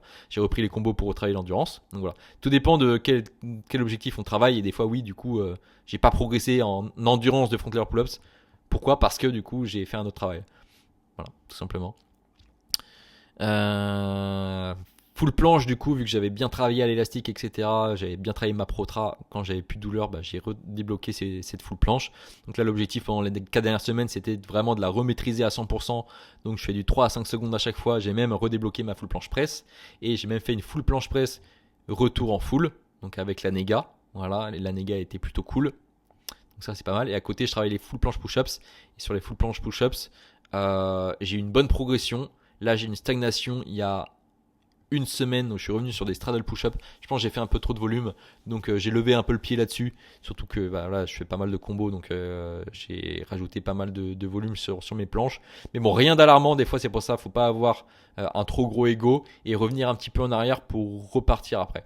Voilà, et c'est ce que j'ai fait. Je me suis dit, donc c'était à ma séance hier, je me suis dit, bon, je vais pas faire de full planche push-ups parce que je suis trop dans la souffrance et en fait, je vais faire que 2-3 reps et elles vont être complètement no reps qu'au final, je vais pas gagner en force. Je préfère faire de la full ROM, donc range of motion, donc de la full amplitude, un peu plus propre sur des straddle planche push-ups. Voilà, pour reprendre un petit peu en niveau.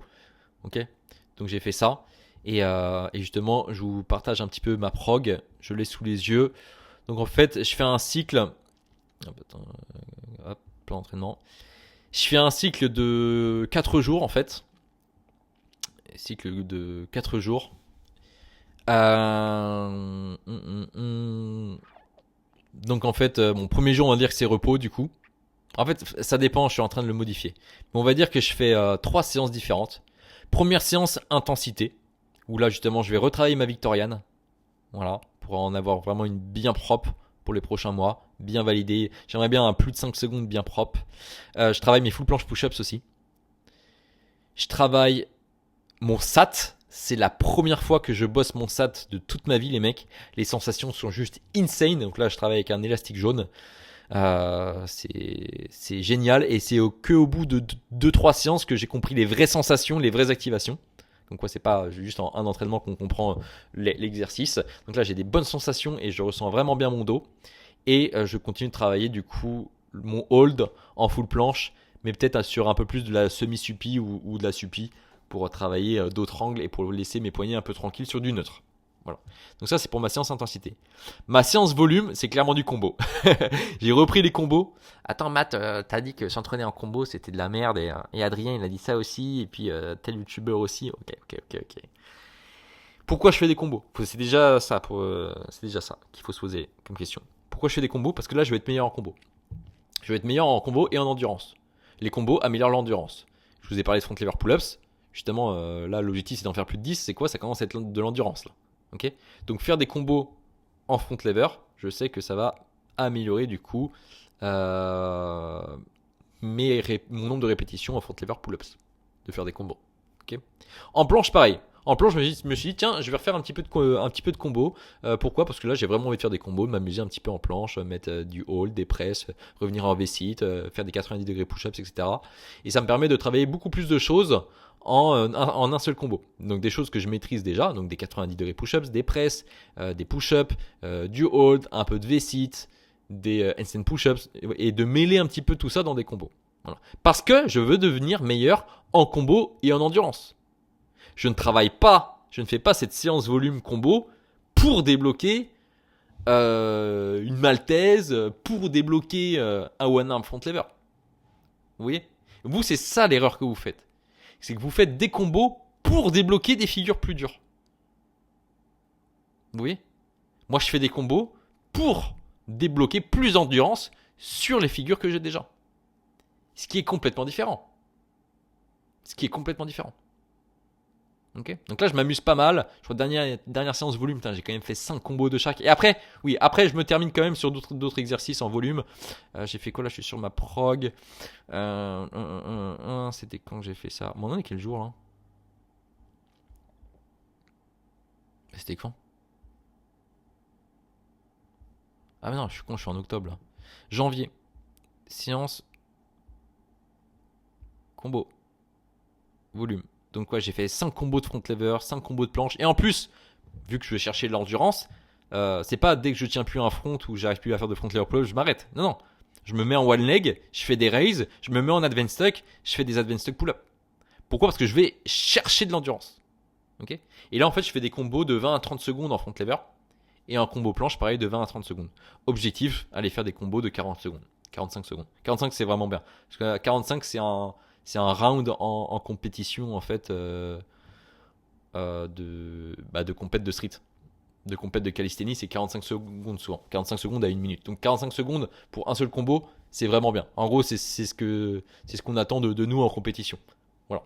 Donc moi déjà, je me suis dit, si je sais faire des combos de 45 secondes de front lever et de planche, si je fais des combos des deux, je pourrais faire 1 minute des combos des deux sur parallèle haute. Voilà. Mais en plus de ça, pour travailler un petit peu mes wide front lever pull-ups, j'ai rajouté un petit peu de wide advanced tuck front lever pull-ups. Donc je fais des séries de 8 ou 9, c'est déjà pas mal. Voilà. Ça c'est un truc que j'avais très rarement travaillé. Et je continue un petit peu de hold en full planche avec l'élastique jaune. Où là je fais des séries de plus de 10 secondes également. Travailler ma forme et travailler du coup mon endurance et mon endurance et ma force. Parce que c'est de l'endurance de force là-dessus. Voilà. Donc ça c'est ma séance volume. Okay. Et troisième séance, j'ai une séance technique. Une séance que je ne faisais pas forcément avant. Mais là c'est une séance qui va me permettre de mieux récupérer et de mieux attaquer la séance intensité. Alors souvent je fais ma séance intensité.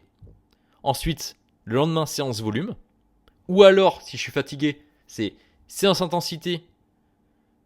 Comme aujourd'hui je devais faire ma séance volume, là je prends un jour de repos. Et ensuite séance volume. Donc je prends un petit jour de repos supplémentaire. Et normalement après la séance volume je suis assez cramé quand même. Alors pas trop nerveusement, tout dépend comment j'ai forcé. Des fois je mets trop d'intensité dans la séance volume, il faut que je fasse attention à ça. Mais souvent voilà, je prends quand même un jour de repos complet le lendemain de la séance volume. Mais ensuite pour revenir sur la séance intensité, je me suis dit je préfère faire un jour où je fais une séance volume mais à 50%, qu'on appelle souvent séance technique, pour mieux récupérer, continuer de travailler la technique et pour mieux redémarrer la séance intensité le lendemain. En fait, je trouve ça mieux que de prendre 2 jours de repos. Tu fais un jour de repos et une séance à 50%. Donc en fait, là clairement, je m'amuse. Je force pas. Après la séance, j'ai aucune courbature, aucune douleur, j'ai rien. C'est comme si je m'étais, entre guillemets, presque pas entraîné. Donc je fais beaucoup d'élastique, je fais des full planches à l'élastique, des combos à l'élastique, même des front lever pull-ups à l'élastique, je fais beaucoup de volume pour améliorer un peu ma technique. Je fais beaucoup tout ce qui va être de handstand. Tiens, je refais un petit peu de back lever parce que ça faisait longtemps. Un petit peu de flag parce que ça faisait longtemps. Vous voyez, je touche un petit peu à tout, mais sans trop forcer. C'est-à-dire que si je fais, je sais pas, des handstand push-ups, si mon max c'est 10 par exemple, là je vais en faire que 5. Vous voyez ? Ah, mais du coup ça sert à rien, t'es trop loin, il n'y a pas assez de temps sous tension et t'es trop loin. Oui, mais cette séance-là, elle n'est pas là pour créer de la force, elle n'est pas là pour créer du muscle, elle est là pour être plus à l'aise déjà techniquement parlant. C'est-à-dire que plus vous allez faire de handstand ou des planches ou des front lever pull-ups à l'élastique, plus vous allez comprendre la trajectoire, le placement, etc. Donc c'est bien de faire ça. Et en plus de ça, ça me prépare pour le lendemain. C'est-à-dire qu'au lieu d'avoir 2 jours de repos où je fais complètement rien, et ensuite attaquer avec une grosse séance intensité et de l'enfer, là au moins j'ai activé un petit peu mon corps. Vous voyez ? C'est comme un pré-échauffement de la veille. Vous voyez ? Donc voilà ma séance du moment. Donc quand je fais ma séance volume à 50%, ma séance technique là, le lendemain j'attaque ma séance intensité. Voilà. Et l'autre jour j'ai peut-être fait l'erreur de trop pousser pendant ma séance technique justement. C'est bien 50% que je dois faire et là je suis peut-être allé un peu trop loin parce que je m'amusais bien du coup avec l'élastique en planche et je me suis dit allez, je rajoute quelques presses, quelques push-ups Et du coup, le lendemain, pour ma séance intensité, je sentais que peut-être que la veille, j'étais allé un petit peu trop loin. Et du coup, c'est pour ça que j'ai fait, entre guillemets, c'était un peu un bad day. Voilà. Mais ça a quand même été productif. Voilà. Je me suis même dit, tiens, je vais rajouter plus de séries. Comme ça sera vraiment productif. Donc voilà. Et c'est pour ça que j'ai pris un jour de repos aujourd'hui pour attaquer mon volume demain. Et après mon volume de demain, je pense que je reprendrai un jour de repos pour ensuite enchaîner, etc. etc. Voilà. Donc c'est des cycles comme ça de 4 jours normalement. Donc 3 jours d'entraînement, un jour de repos. 3 jours d'entraînement, un jour de repos. Voilà. Mais des fois, on peut rajouter. C'est là où des fois je vous dis, faites confiance à votre propre ressenti. La prog, c'est bien. D'ailleurs, c'est ce que je suis en train d'apprendre à mes élèves en ce moment. Parce que des fois, ils voient trop par la prog. Ouais, mais si je suis pas la prog, mon coach Matt, il va dire, ouais, mais du coup, je suis un feignant et du coup, c'est pas sérieux, etc. Si tu me prouves par A plus B que tu sentais qu'il fallait pas faire ta séance, ne la fais pas. En fait, c'est limite des fois, je préfère que vous fassiez pas votre séance plutôt que vous arrivez complètement fatigué, des courbatures, vous avez passé une sale journée, là, vous devez vous entraîner.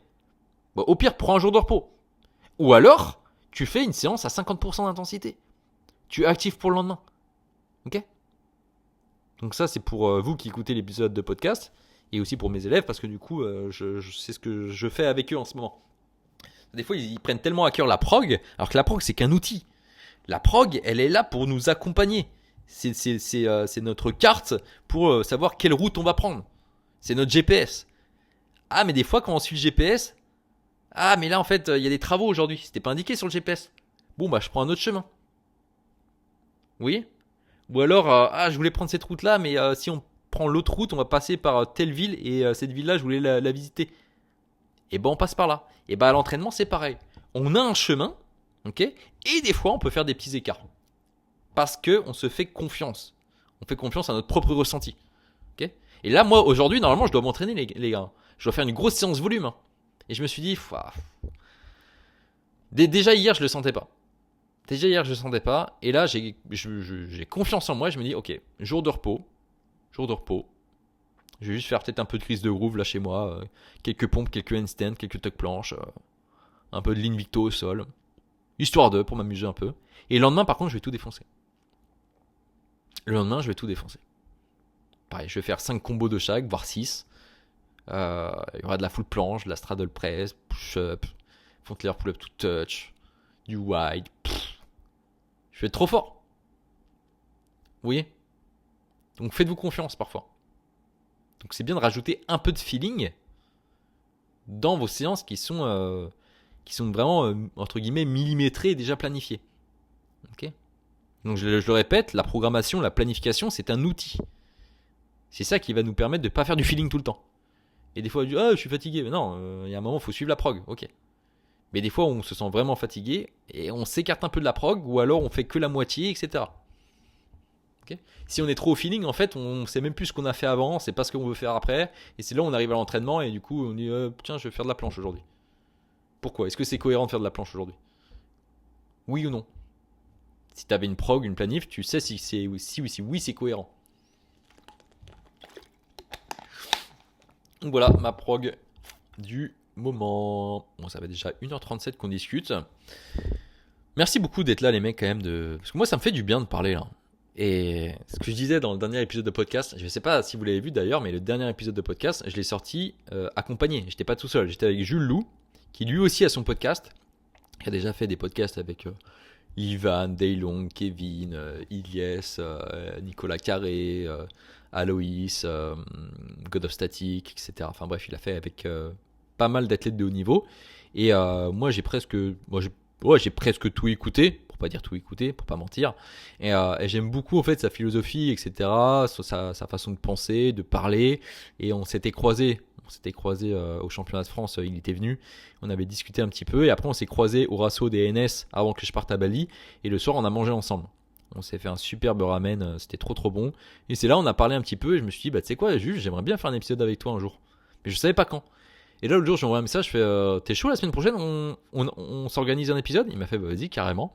Et on a parlé de sujets peut-être un peu plus profonds dans la calisthénie qu'on n'a pas l'habitude d'entendre.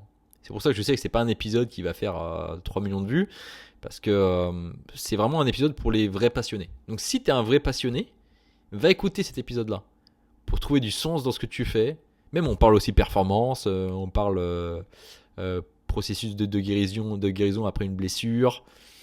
On parle quand même de pas mal de choses. On parle de ce qui fait la différence chez les athlètes de haut niveau pour performer. Parce que Jules, lui, il connaît pas mal d'athlètes de haut niveau, un peu comme moi. Parce que lui, c'est carrément ses amis. Il a fait beaucoup d'épisodes de podcast avec eux, etc. Et du coup, il a une vision de la performance que j'aime beaucoup. Et dans cet épisode de podcast, on en parle en fait. Donc si toi, tu veux aussi performer, alors sans être forcément le meilleur du monde, mais je veux dire vraiment performer, va écouter cet épisode de podcast-là. Vraiment, va l'écouter. Il est trop trop bien. Voilà. Et dans les prochaines semaines, prochains mois, je vais retourner des épisodes de podcast avec d'autres. Voilà. Je pense que je vais refaire avec toutes les personnes que j'ai déjà fait en vrai, avec Ilyes, avec Livan, avec Nathan, avec Onizuka. J'aimerais bien refaire avec tous ces mecs-là. Parce que comme ça, on pourra faire le point de quand je les ai interviewés avant et là maintenant. Et ouais, peut-être avec d'autres aussi. Avec d'autres, avec Kevin, j'en avais parlé, il était chaud. Avec Daylong, j'en ai parlé, il était chaud. Bon, en fait, ils étaient tous chauds, mais juste j'ai pas pu faire avec tout le monde parce que c'est un peu de logistique, quoi. Des fois, il faut se déplacer, ou des fois, on peut faire à distance, mais en fait, ils ont pas les micros, ils ont pas la caméra. Du coup, au final, si on n'a pas un son de bonne qualité, on peut pas faire de podcast. Donc, des fois, c'est un petit peu plus compliqué, quoi. Mais voilà. Donc je vais vous laisser là les mecs. Et sinon pour toutes les personnes qui veulent... Ah putain, la question. Oh la question. Oh désolé. J'ai oublié. La dernière rubrique. La question. Enfin oui, la question parce que du coup il n'y en a qu'une. Et c'est Loïc qui fait justement le montage des extraits de ce podcast qui me l'a posé. Il me demande quelle est la meilleure formation pour devenir coach en calisthénie aujourd'hui. Alors, très bonne question. Très bonne question. Parce qu'en France on n'en a pas. On n'a pas de formation pour devenir coach en calisthénie. À l'étranger, je sais qu'il y en a une qui est très connue. D'ailleurs, à Budapest, c'est ça qu'ils ont les mecs. C'est le diplôme de WSWCF, donc la fédération mondiale de street workout et de calisthénie, qui propose du coup un diplôme qui n'est pas un diplôme d'État français, qui est juste un diplôme pour certifier que oui, du coup, tu as suivi telle formation. Entre guillemets, c'est un peu du bullshit. Hein. Enfin, je veux dire, c'est comme si moi, je faisais une formation pour devenir coach en calisthénie. D'ailleurs, c'est dans mes projets. Hein. C'est dans mes projets des futures années de créer une vraie école pour devenir coach. Alors, pas devenir coach, entre guillemets, faire du business, mais je veux dire avoir toutes les clés nécessaires et les outils pour commencer à coacher. Voilà. Donc en France, il n'y a pas de formation, d'études, de diplôme pour être coach en calisthénie. Malheureusement, moi j'aimerais bien qu'il y en ait un. Mais il n'y en a pas. C'est ça qui est dommage. Voilà. Donc on ne nous apprend pas forcément à être coach. Pour moi, la meilleure formation, du coup, c'est l'expérience. Pour moi, la meilleure formation, et c'est ce que certains de mes élèves font actuellement, parce que j'ai certains de mes élèves qui veulent devenir coach dans les prochains mois, prochaines années, c'est déjà de prendre un coach. Si tu veux être coach et que toi-même tu prends pas de coach, en fait tu sais même pas à quoi ça ressemble. Donc c'est de faire ta propre expérience. Donc moi mes élèves qui veulent devenir coach, ils apprennent beaucoup de moi de mon fonctionnement. Voilà. Et peut-être qu'ils vont apprendre de d'autres coachs par la suite. Et je dis pas que je suis la meilleure personne pour ça. Mais ils passent à l'action. Ils sont pas en train d'attendre que un jour telle école va créer un diplôme, genre qu'il y aura un BPGEPS calisthénique qui sorte. Non. Ils vont apprendre de l'expérience des autres. Ils vont apprendre de l'expérience des coachs déjà existants. Voilà. Mais moi, ma meilleure formation pour devenir coach en calisthénie, alors on pense que c'est du jour au lendemain, parce que en fait, oui, c'est vrai que j'ai créé mon activité un petit peu du jour au lendemain, et j'ai eu mes premiers élèves, et j'ai réussi à vivre de cette activité-là très très vite, le premier mois où je l'ai créé. Mais en fait, les mecs, c'est 12 ans de pratique. C'est de nombreuses initiations en réel que j'ai données. C'est presque 50 compétitions. C'est des interviews que j'ai fait, donc beaucoup d'échanges que j'ai eu avec des athlètes de haut niveau.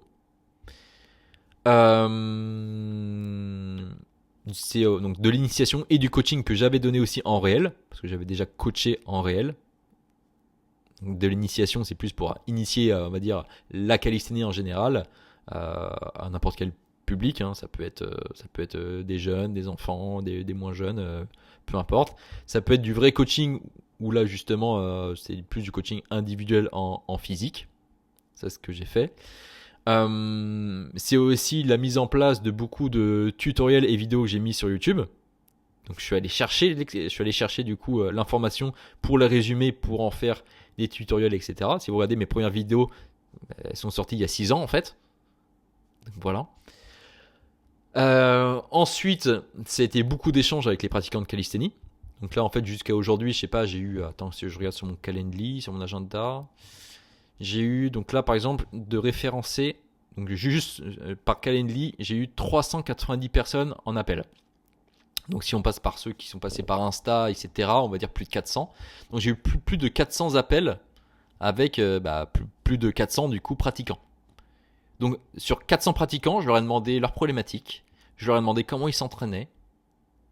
Pour certains, je les ai conseillés, pour certains, ils ont suivi mes conseils, pour certains, ils ont progressé grâce à ça. Certains n'ont pas suivi, forcément. Donc l'expérience, elle vient de là. C'est-à-dire que demain, tu peux avoir n'importe quel diplôme de oui, mais moi je suis coach sportif, donc en fait, je sais comment ça fonctionne la calisthénie. Ok, moi j'ai eu 400 personnes en appel. Et je leur ai demandé c'était quoi vraiment leur problématique et comment ils s'entraînaient. Voilà. Donc ça, on va dire que la meilleure formation, c'est ça. C'est de parler avec les gens, de les conseiller si t'en donnes l'autorisation. Et pourquoi pas de commencer à coacher, pourquoi pas gratuitement, même si moi je suis pas pour ça. Pour moi c'est tout ça quoi. J'avais aussi fait des formations. Pour certains vous avez peut-être connu ça.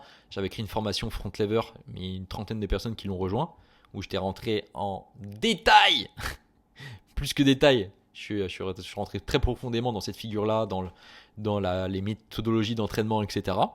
Voilà, ça c'est un gros travail que j'avais fait à l'époque, que j'ai refait pour créer une autre formation qui s'appelait Calisthenics Evolution. Et ensuite j'ai créé l'accompagnement de coaching. Mais c'est pas du jour au lendemain, je me suis réveillé, ouais je fais du street, ouais j'aime bien faire du street, du coup je suis coach. Parce que pour certains c'est un peu comme ça. Voilà. Non, j'ai investi de mon temps, de mon énergie, j'ai déjà coaché, j'ai déjà fait de l'initiation, j'ai fait de la compétition, j'ai discuté avec des athlètes de haut niveau, avec des coachs qui étaient déjà coachs, et j'ai surtout discuté avec les personnes qui avaient des problématiques ou des envies dans ce sport-là, de progresser plus vite, d'aller taper telle ou telle figure, ou alors des gens qui stagnaient, des gens qui se sont blessés à cause de certaines choses qu'ils faisaient à l'entraînement. Et c'est toute cette expérience-là qui fait que maintenant, quand je fais un live avec mes élèves, on est 13, et en fait, pendant 2 heures, je les conseille, je leur parle de mes expériences, et qu'ils apprennent eux aussi, et qu'ils sont meilleurs. Et ça, je l'avais déjà dit dans un épisode de podcast, être coach en calisthénie, c'est pas faire des progs. Hein. Ça, c'est bullshit. Certains vous diront ça, parce que c'est leur seule arme. Ouais, mais attends, tu sais pas faire une prog, du coup, t'es pas un vrai coach. Ok, la prog, c'est cool, mais comme je te dis, c'est un outil. C'est-à-dire, si tu comprends pas les fondements autour de cette prog, et surtout comment les gens réagissent à l'entraînement, c'est surtout ça. Comment les gens s'entraînent vraiment. Comment éviter certaines douleurs liées à la planche, à one-hand push-ups, comment faire tout ça. Connaître tous ces petits trucs-là, c'est bien plus subtil que vous ne le pensez. Vous êtes en mode, mais si, c'est bon, j'ai suivi ta formation justement, Matt, que tu avais sorti il y a plus d'1 an et demi là, où tu montrais comment créer une prog. J'ai regardé la vidéo de 4 heures d'Adrien, donc c'est bon, maintenant je sais créer une prog, du coup c'est good, je peux être coach. Mais les gars, c'est pas que ça. C'est pas que ça. Ça me fait rire, tu vois. C'est qu'un outil. C'est qu'un outil. C'est qu'un outil comme un autre outil qui est de faire des analyses techniques pour mes élèves, qui est de leur faire des lives, qui est de faire justement des appels plus perso avec eux. On va plus parler mental, état d'esprit du moment, etc. Et en fait, c'est toutes ces choses-là accumulées qui font que tu es un bon coach ou pas. Vous voyez ? Si pour toi, coach, c'est juste faire de la programmation, bah vends des programmes sur Internet. C'est tout. C'est aussi simple que ça. Il devient pas coach, quoi. Donc voilà. Pour répondre à ta question, Loïc, il n'y a pas de formation en France pour ça. Il n'y en a qu'une seule à l'étranger, et c'est celle de WCF. Sinon, je vois pas. Mais j'aimerais bien en créer une plus tard. Quand j'aurai formé plusieurs coachs et que j'aurai bossé avec plusieurs coachs et qu'on aura eu 1 millier d'élèves qui auront débloqué leur front lever, leur handstand, leur muscle up, leur planche push-ups, leur planche press, leur front lever pull-ups, leur front lever raises, leur muscle up lesté, le handstand one arm, ce genre de choses, là on pourra discuter. Là on pourra dire ok, donc on a des vraies méthodes qui fonctionnent, parce qu'en fait ça fait des années qu'on les teste et qu'on voit qu'elles fonctionnent. J'ai formé plusieurs coachs. Là pourquoi on pourrait pas créer notre propre diplôme? Bon là ça sera un bras de fer avec l'État pour que ça soit une vraie formation quoi. Mais why not? Why not? Parce que ça n'existe pas. Voilà. Et pour toutes les personnes justement qui veulent peut-être investir en elles et en savoir plus sur l'entraînement, savoir s'entraîner et s'engager avec un coach qui vous fait kiffer. Surtout n'hésitez pas à réserver un petit appel justement dans le lien dans la description. Alors cet appel c'est pas un appel de vente. Je suis pas sûr de bosser avec vous encore. Certains des fois ont peur de ça que mais Matt tu vas nous vendre un truc qu'on n'a pas forcément besoin. Non justement moi l'objectif de cet appel c'est que je vois quels sont les besoins que vous avez déjà d'une pour voir si moi je peux vous aider, de quelle manière je pourrais vous aider et si ça fait sens pour vous et pour moi potentiellement qu'on pourra travailler ensemble et je pourrais vous proposer quelque chose. Mais si c'est pas le cas, je vais rien vous proposer. Les gars, sur les 400 appels que j'ai fait, j'ai pas travaillé avec 400 personnes. Alors certains, j'aurais proposé des trucs, certains n'ont pas voulu investir, certains ont eu peur, ce que je peux comprendre, c'est totalement légitime. Et pour une grande majorité, soit en fait je pouvais les aider très rapidement en appel parce qu'en fait c'était juste un petit blocage technique ou dans leur prog, etc. Et au final, après ça a roulé. Voilà, j'ai un dernier exemple comme ça, c'est William que j'ai eu au téléphone fin novembre et il pensait justement peut-être s'engager en coaching avec moi. Au final, je l'ai déjà conseillé pas mal, je l'ai renvoyé vers une ressource vidéo qui l'a beaucoup aidé. Là en ce moment, il est en train de beaucoup progresser et dans le jour où il aura peut-être beaucoup plus de problématiques où il sera bloqué, potentiellement que là on pourra partir sur un coaching. Mais là déjà, je l'ai déjà aidé. Gratuitement et il m'a envoyé un message, il m'a dit ouais ça j'ai débloqué ça c'est grâce à toi, voilà. Donc réservez l'appel, le lien est en description, vous remplissez juste un petit questionnaire, comme ça après ça vous renvoie un mail avec le lien Google Meet et puis on se fait un call, voilà.